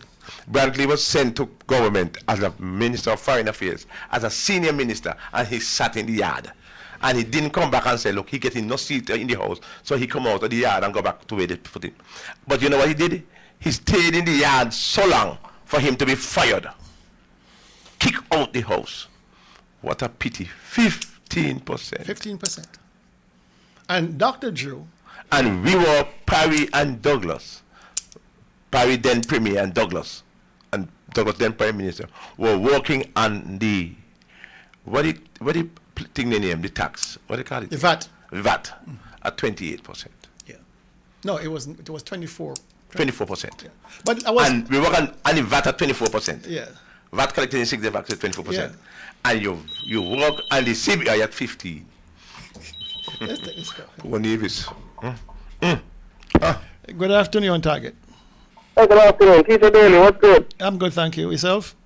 Everything good. I can't say good. It could be a lot better still. Okay. Because I couldn't make any passion for it yet, but that's a different story for another time. All right. But yeah, with the numbers that you were talking about earlier, and next thing that you forgot to bring up was majority of the money from 2022 to 2023 was from the so-called bad prison deal. Yeah. That they signed, because remember, the government at the time gave Galaxy 5,500 units to sell, which is about, I think when they say is over 10,000 passports, those 5,500 units. Mm-hmm. it is alleged that they sold for under the market value and what's not, so we only get the government fees and what's not for it. Mm-hmm. But again, when they was in opposition, the deal the deal and say it was Barry B and what's not, because again it was unprecedented at the time, because normally everybody when they come to a city project is only like 250 or 255 units. To give one company 5,500 units, that's a really big jump. But you see, the kind of money that we're going to be making from that, if there was the itself for the proper price and what's that, it'll be even more money. But here's the problem with your argument. Whether you sell 1,000 passports or 10,000 passports, the government fees remain the same. Whether you sell those passports for $1 or $2 million, the government fees remain the same. And so, remain the same regardless. Regardless, the government collects its fees. Now, if you're talking about the developers' share of the money, that will decrease because it depends on the market. So selling 10,000 shares, 10,000 passports, it would not impact in a negative way the government's fees. Those don't change. Those don't change. What changes is the amount you put into the development. That will change based on the market value. That It looks so to me like that is how it works. Well, unless the government had reduced it from 400 to 250 to 150, and for the hurricane, it doesn't matter. They reduce it for hurricane relief. So therefore, it doesn't matter. The government fees will still remain the same. Yes. Yes. But answer the second question now, and the major question that most people are asking that nobody can seem to find out. So let's say he reported that from 2019 to 2024, it's $2.7 billion. Yeah. The over $2.7 billion. Yeah. So let's say let's see COVID number, which was 200 and something million dollars, which is a low year. If we use the number for the 6 years before that, so that's for the last 12 years, that's an next 2.something billion. That's an next $2.7 billion. Again, and one of them years wasn't that low, but I was using a small figure. We're in the federation that $5 billion spent. Well, you're assuming it was spent. We don't know if it was spent. It might be in consolidated fund. It could be in a special fund. We don't know. And that is the problem. We don't know what is the reserve capacity, how much they have saved over the years. We don't know that figure. It's a state secret. We don't know. No, it's a prime. This is more than a veil of secrecy in a daily. We don't have this conversation about this. This whole cloak of secret that everything has to be on and causing more problems than ever, you know. Why it is what it is. But it is. It's just this is a prime minister's secret between Dr. Douglas, Dr. Harris, and Dr. Joe. All have done the same of thing. them know between all three of them, where the money gone. but the thing I'm saying daily, between all three of them, more than $5 billion then passed to the federal government hands. Yes. And the CBI is not something that we are supposed to be relying on to say that is supposed to be the majority and where the government is supposed to get money on. That was supposed to be the icing on the cake, or the gravy on the rice, as you like to say, or what's that. No, that ain't icing on the cake, you know. Over the years, that is the cake. That's what I'm saying. How this thing become the cake, because that amount of money don't flow through the federation. How the public infrastructure and everything so bad? How we having so much water problem? How we having so much problem with electricity and what's not? Because that drop. How we had all these problems, all the schools them breaking down, all the public roads breaking down. Because that drop. Not that this the only job for this year, but what I'm saying, all this money done passed over all these years. We're supposed to be in the same arena right now. I see somebody post and I agree with it. We're not supposed to get, if all this money made from 2010 to up until now, which is 14 years, which I was supposed to say was over 54,000 passports and over $10 billion. $10 billion. Where are we paying that on these things then? Where these all these taxes and import taxes was that breaking us down daily? And it is amazing that you collect all these billions of dollars. Well, I think what would have helped if Dr. Drew came And rather than just give numbers, give where in the economy this money was spent. A forensic analysis. A forensic analysis. How much was spent on infrastructure? How much was spent on renewable energy? Yes. How much was spent on schools, education and all that? Because as we said before, an increasing percentage of that money, the CBI money, is going directly to fund the budget in St. Kitts. $600 million in the last dispensation. Yes. That's a lot of money. That's a lot of oil in the lab. Daily, we get a forensic analysis of that. That's the day that Margot start like. See you. The main thing that's going to happen. See you. I do not think that's going to happen. See you. See you. Why? You call for I do not think that's going to happen. All right, my brother. Thanks for calling. All right then. Where is that going to be daily? It's not going to happen. No, but it's 200. You say 420 million for Nevis? Yeah, 428 million for Nevis, or 15.5%. And I was making a point that I was getting a point when the Taiwanese gave Dr. Judy $20 million annual, he just out of his head said 25% for Nevis. Out of his head? Out of his head. Right there. Right there and done. 25%. But for this one now, he said 50%. Oh. Let's take this. Would somebody love Nevis? Oh, boy. Good afternoon, on target. Yeah, there's a question there. Yeah. You're saying that you feel that there is money, government money somewhere that we don't know of? Well, Dr. Drew said that he is contemplating starting a sovereign wealth fund, so there must be some money there somewhere. There is a sovereign wealth. There is a sinking fund. There is, for sure. He said he was contemplating starting one. Right. But this right now, is there money somewhere, hidden away somewhere, that belongs to the government that people don't know about? I would hazard a guess and say yes. But is that legal?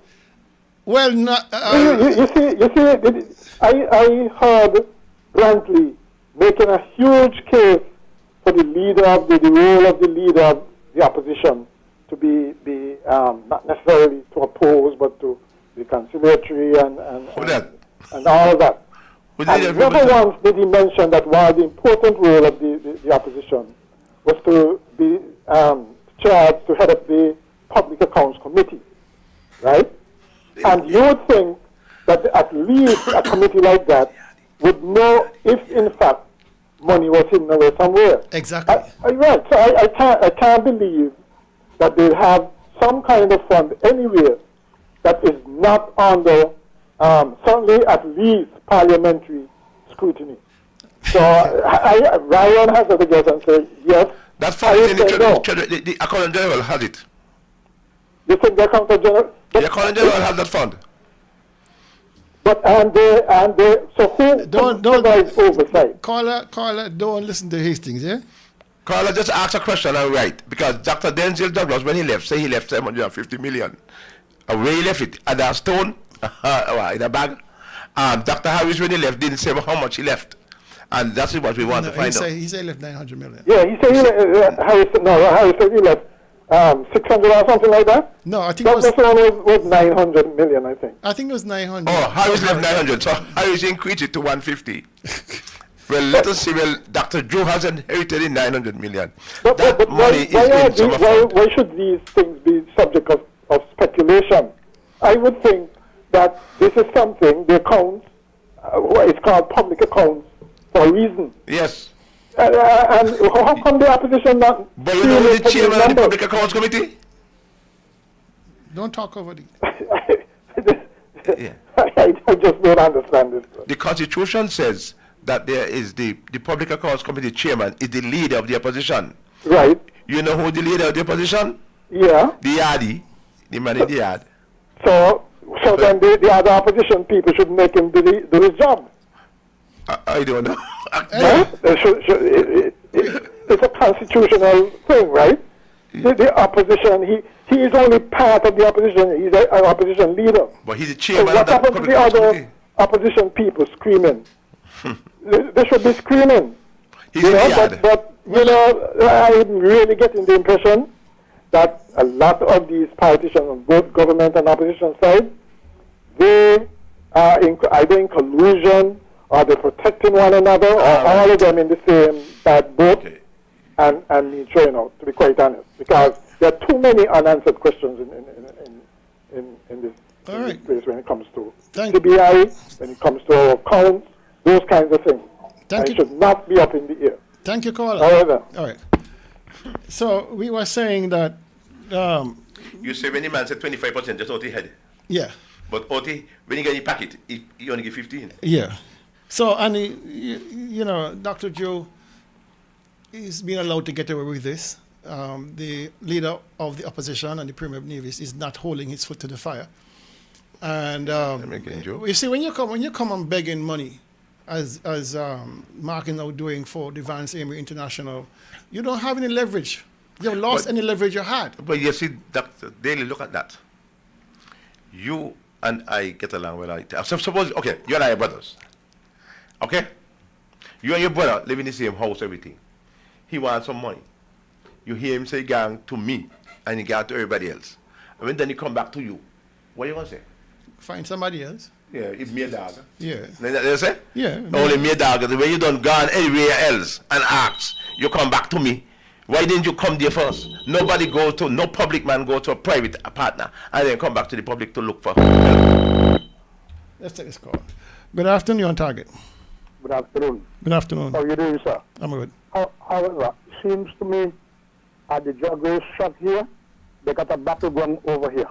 It is supposed to be a drug race shop for a vehicle to run, and just a while ago, there have been some shots firing on the drug race shop. I don't know what is going on in our land, I don't know what is going on in our country, and somebody needs to look in shot firing. All right. You have the farmers and them but that's safe. looking after the animals, and somebody could get hit, and then there was an accident. There will be no accident, you know. All right. There will be no accident. Thank you, sir. I am on my farm, and somebody needs to look in firing shots who giving order to direct shot there. I don't know. All right. So I want to say to the nation, stand alone and stand silent, because something expected to happen in Nevis. Very, very serious. Thank you, sir. May God be praised, sir. May God be praised. Dr. Daly, suppose Mr. Brantley is asked to put an attack dog from his administration for the CBI. Because he can't be, because he has to step up the fray for it. You think he get Eric? Here's the problem. You recommend Eric? No. Why? We didn't say a poodle. You said an attack dog. You didn't say a poodle. And I forgive because I know some bad poodles. But you don't think he can make it? No. I didn't say dress up a dolly. Because speak well. I didn't say play rounders. I didn't say anything like that. You said to attack dog. And you didn't say anything about the long dam. No. The walking up, no. The implications for Nevis, of course, are severe. If this trend continues into the future, next year or two, that $66 million we get per year may well be in jeopardy. But greater still, the investment in geothermal may also be in jeopardy, because that's a significant portion of any investment. That will not be that. But Dr. Daly, you're very brilliant. You can remember things. I thought the public remember that, no? The public remember geothermal? I have never. Let me tell you, all of my.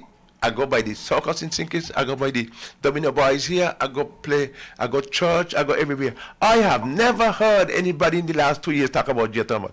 I am surprised. The only two people I have ever heard speak about geothermal with any kind of enthusiasm, Dr. Joe and Mark Brantley. And they are on a cloud that is, I don't know, Pluto? Pluto is the farthest planet, right? You got further still. We got further still. Which one of them? In our universe, probably yes. Yeah, but they're up there. Geothermal, the most enthusiastic citizen movement, and other people have spoken about geothermal as what we call a foregone conclusion. It will never come. And now, with this crisis, it makes it. We used to say was, but my grandmother, who was very lovely, she used to say wasara. The Nisbet deal the Nisbet Plantation Inn, or the Nisbet Plantation Beach Hotel, Yes. the deal has finally been consummated. What, the payment has been made? The payment has been made. You sure? I'm certain of it. The company who bought it is the same company that petitioned to buy it in the court, Mason Properties LLC and Castleton Holdings LLC out of the U.S. They finally got the deal done. You remember they first came, but they didn't have the money. Apparently they found the money somewhere. The deal... so it has been signed? It has been signed. They said they have a problem with the distribution of the money. $3.5 million was the agreed price, US, Yes, sir. for about 30 acres of land. I don't think the bank has removed its caveat yet. Well, 30 acres of land approximately. Yes. Several buildings. Spencer Brand's architectural firm had done the evaluation at $8.5 million US dollars. Yes. It still is very troubling to me why the deal was settled for $3.5 million, less than half, and especially knowing that the bank would take the mortgage on the property at the bank is $2 million. I'm trying to get the exact number here. Give me a second. $2.5 million is owed to the bank in Bermuda. Strangely enough, one of the owners of Nisbet's also is a director of that bank. Was a past director. The bank is now sold to a Chinese interest in Jamaica. But one of the directors of that bank was at All Material Times. At All Material Times. And so the bank is the one who commissioned Spencer Brand's architectural firm to do the valuation. They came back after exhaustive report, give to the bank and say, here it is, Mr. Bank, $8.5 million US dollars. And you would have thought the director of that bank, one of the directors who is also a shareholder in Nisbet's, would have said, boy, that's a big stretch. 8.5 to 3 to 3.5. That's $5 million difference. That wouldn't fly. Somebody else came with 6. I had a client who was interested in it. I didn't get it. But they said this fellow behind it. But Dr. Daly, I drove down there physically this past week. It's bad. It's terrible. And I am arguing. But if these people have paid their money, yeah, man, it is a little bit of 5 cents for you to keep the place clean. I cannot see the cottages when I drive down by the beach. I cannot see the Kusha gone up so high. The whole place is being left. I mean, Old Manor is for sale. Zetlands has, but they are up. They clean out in front. These people have left Nisbet to the wild and to the elements. I think I am embarrassed, and I will think that, and I have said to somebody, to the new owners, man, clean the place now. Here it is. Clean the place. Clean the place. Make it look like somebody. I feel so badly when I pass there. Here's the situation, Hastings. Maybe Mr. Bradley go speak to them because it is he who closed. It was closed under his watch. $3.5 million was the agreed price, even though the bank's own estimate was $8.5 million US. How much the workers don't get? The question, the question that must be asked: why did they settle for $5 million less? Why? That has to be answered because there are 24 known creditors. 24, sir? 24 creditors which this property owes, I should say, including the NIA, which is owed close to 4 million EC dollars. So if you subtract $2.5 million from $3.5 million, the $2.5 million goes to the bank. Bam, that gone. It lifted $1 million US dollars. For everything else, for everybody else.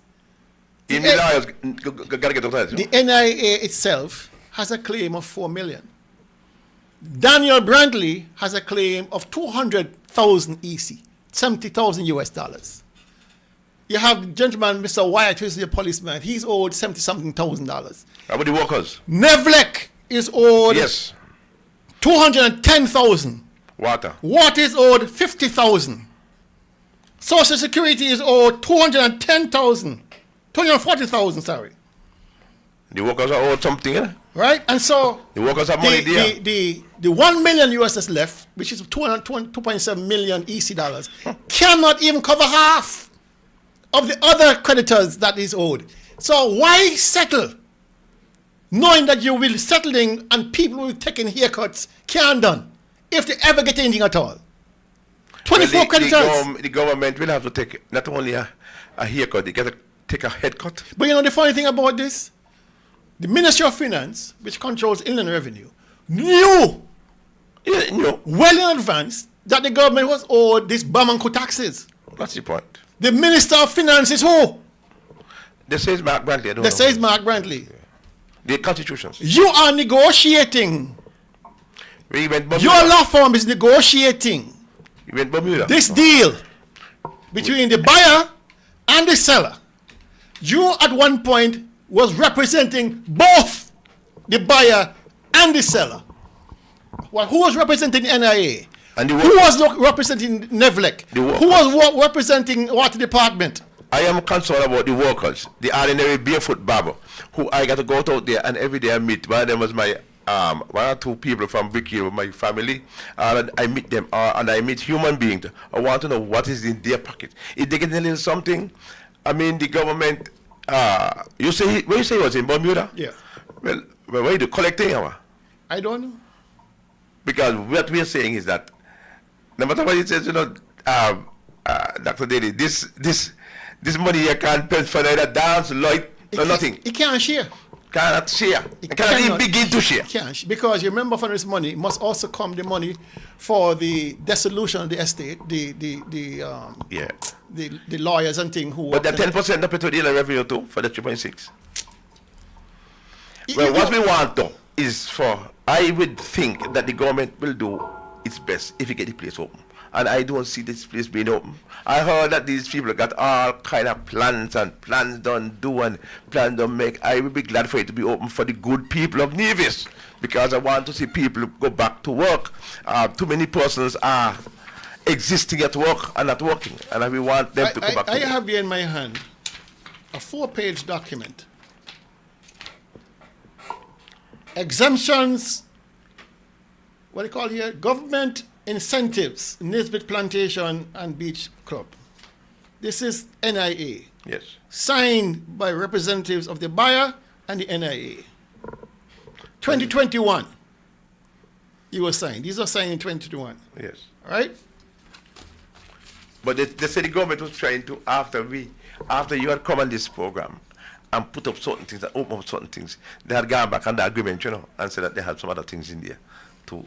They're not going back on a damn thing. I want to share with people. There are 20. No, they had to include some of the things for the workers. 26 agreements, 26 concessions. I just want to share a few with the people. I can't share all. Exemptions, waiver on stamp duty, waiver on all stamp duty and transfer taxes of any kind.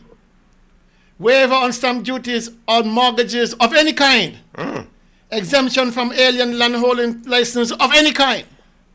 Exemption from alien landholding license fees of any kind. Exemption from income taxes of any kind. CBI designation. And you see?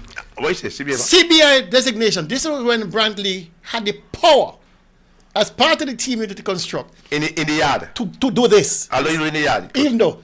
And you now have to wonder, one of the reasons why kissing upon the Dr. Drew and not being a leader of the opposition, he needs now the federal government, okay, on this particular caveat that says CBI designation, he promised the people they will get CBI designation without any problems. Now he has to now wonder if that is possible. Exemption from import duties of any kind. Exemptions from custom duty of any kind. VAT of any kind. Exemptions from custom duty, VAT, and all other import duties and charges of any kind.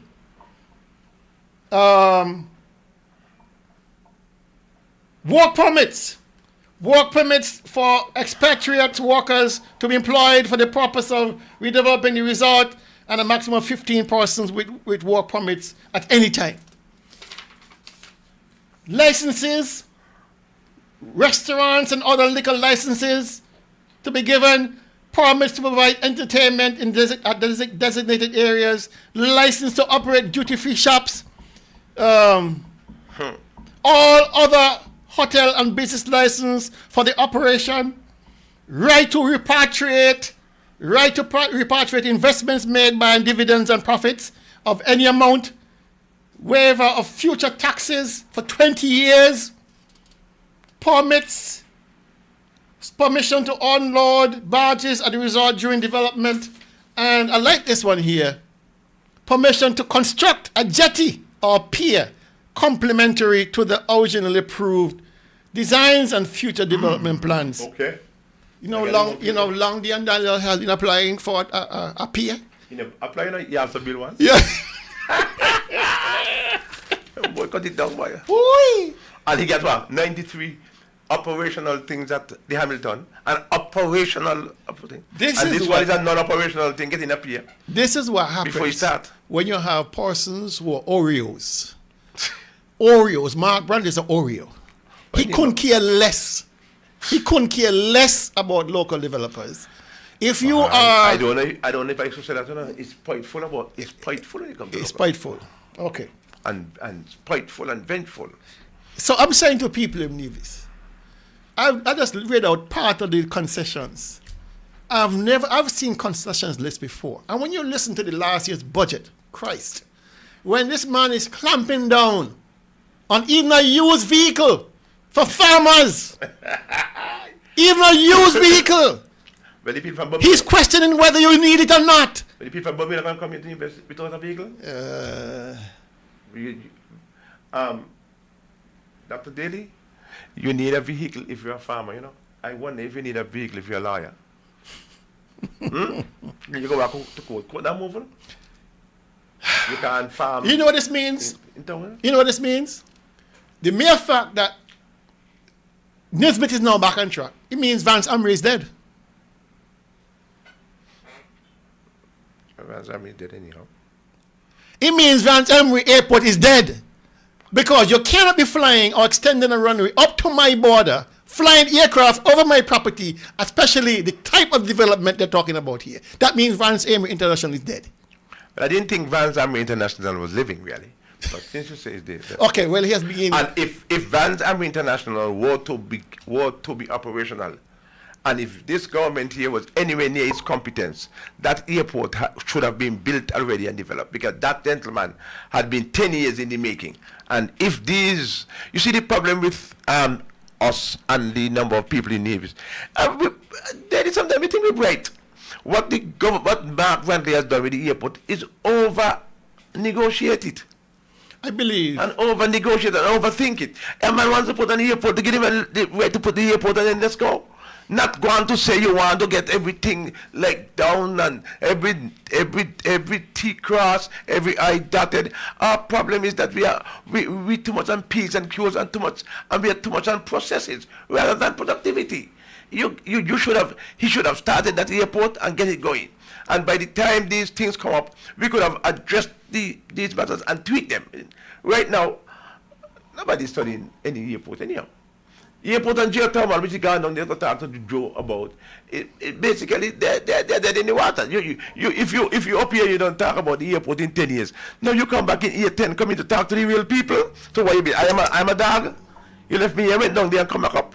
And the geothermal, the geothermal is going to have a problem because the Nevis, the Sinkits end of this federation is never going to sign its name to geothermal for Sinkits and Nevis unless it has absolute control. Never going to do it. All right. The last thing on the agenda, I want to cover this. That's your phone? Yeah. Go ahead. It will stop. Go right ahead. Yeah, the hospital, Alexandria Hospital. Oh, I spent 7 weeks up there. The word from the hospital is this. If you're coming to the hospital and you're going to stay at the hospital or you're going to outpatient and you have a clue of what medications you want, walk with it. I think so. Walk with your medication. Because if they are to write a prescription for you to go to the pharmacy, you will not get it 99% of the time. So I'm telling you now, walk. Oh, so availability mean? Walk with your medicines. Walk with your medication. I would say the drugstores here is closed. I think the last one closes around what, 5? I don't know. Around 5? Around 5, 4:35. But they could ask them to come back. They have. I give good marks to the people who work at the Alexandra. The personnel is very, very professional and work hard. At least nowadays you can only go as far as I say. But if you're handicapped, if a cow has a 9-inch chain, a 9-foot chain, it can never feed 10 feet. And you know what happened at the airport now, at the hospital now? Do you hear what happened? And I want you to investigate it. I have been told by people who should know. The cost to fix the airport exceeds its original budget, 18 million. I said here, the cost to remedy the new hospital exceeds the cost of the initial. Well, we know that. 18 million. We said it. And I think it's US. And do you know that they had to cut out all the plumbing using a saw which go down 10 feet? And the electricity had to be abandoned. And you know they abandoned it? By either they can't dig it out, so they put a new thing up top. Hastings, the easiest and most pragmatic thing to do is to push down that building and build a proper. Well, that is what my structure. advice was from my medical people. Push it down. Because right now it's going to be more. It's going to cost you more to try to rectify that problem than to start from scratch. But I wonder why we needed all of that, because this hospital that they have there, Alexandria, they're monuments. Is that working? It's working well. They're monuments to arrogance. It's working well. And when I was there, and my wife was there for a little while, and when I go there, I never see it full yet. It's a monument. It's a monument to people's egos. And the hospital is rear-conditioned, it's comfortable. What we need really? Mark, daily. Since I am on St. Kitts and Nevis, I also wonder what is the reason for what is the big rush for this, what you call smart hospital in St. Kitts? Listen, people, anyway. I also wonder, because I think that our medical and health facilities are really, they're not cutting edge, but they're very good for what they can do for us. We want some more improvement in equipment and everything, but let's face it, not bad. I went over to Dr. Daly almost one of these days. But you saw I went to Tabernacle to see what you saw the art health center. You saw the premier. The premier says the services you got from the old hospital, the new hospital can, even though it's not being built, you can get it from the old hospital. Yes, you know. So what did you want built? The question was, why build a new one? Why build a new one? To show yourself. And I also found it interesting that in a post, in a response to a caller on his show, he said it is erroneous to say that a contract was given to Spencer Brand to design the hospital, because no contract was given to Spencer Brand. Maybe we don't need any contract to be given to him. Was he given instructions and was he paid? No. He's trying to be smart with it. The contract. It's just a dishonest intellectual. The contract was given to Brand's Architectural, which is owned wholly by Spencer Brand.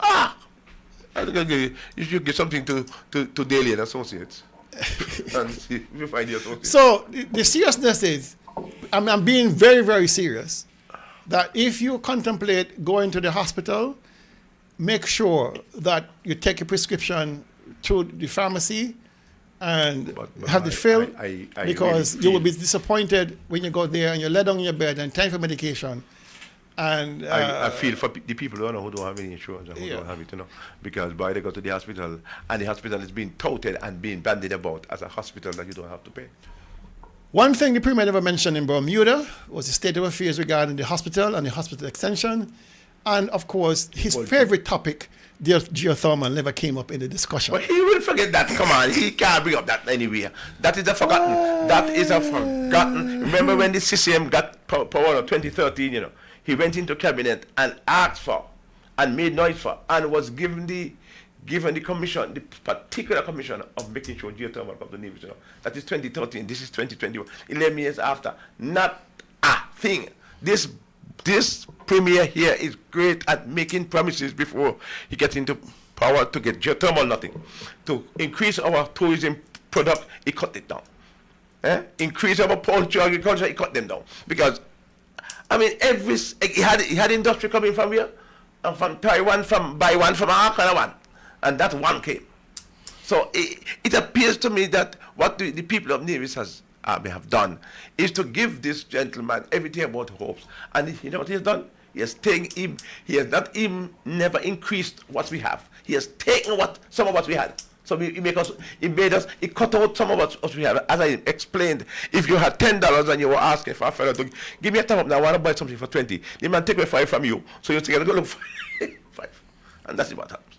In closing, just a little bit of humor, if you can call it that. The Premier, in his last address, said that there will be no new hires for 2025 because the government is trying to cut back on emoluments and wages and salaries. And so he will not be hiring unless in dire circumstances. I find it a bit disingenuous because just last year, he made provisions in his budget to hire 2 advisors at $116,000, $120,000 a piece, an assistant permanent secretary at Public Works for $96,000, a film coordinator, and we have no films. But that fella, the MSR. So it's a little humor that he's now seen fit to cut back on the public service expenditure after he got in all the heavyweights on his payroll. Okay. Have a blessed weekend. Thank you all for staying the course. We will see you next week, Saturday, same time, same station. All right. Be safe and have a wonderful remaining days in the weekend. That's great.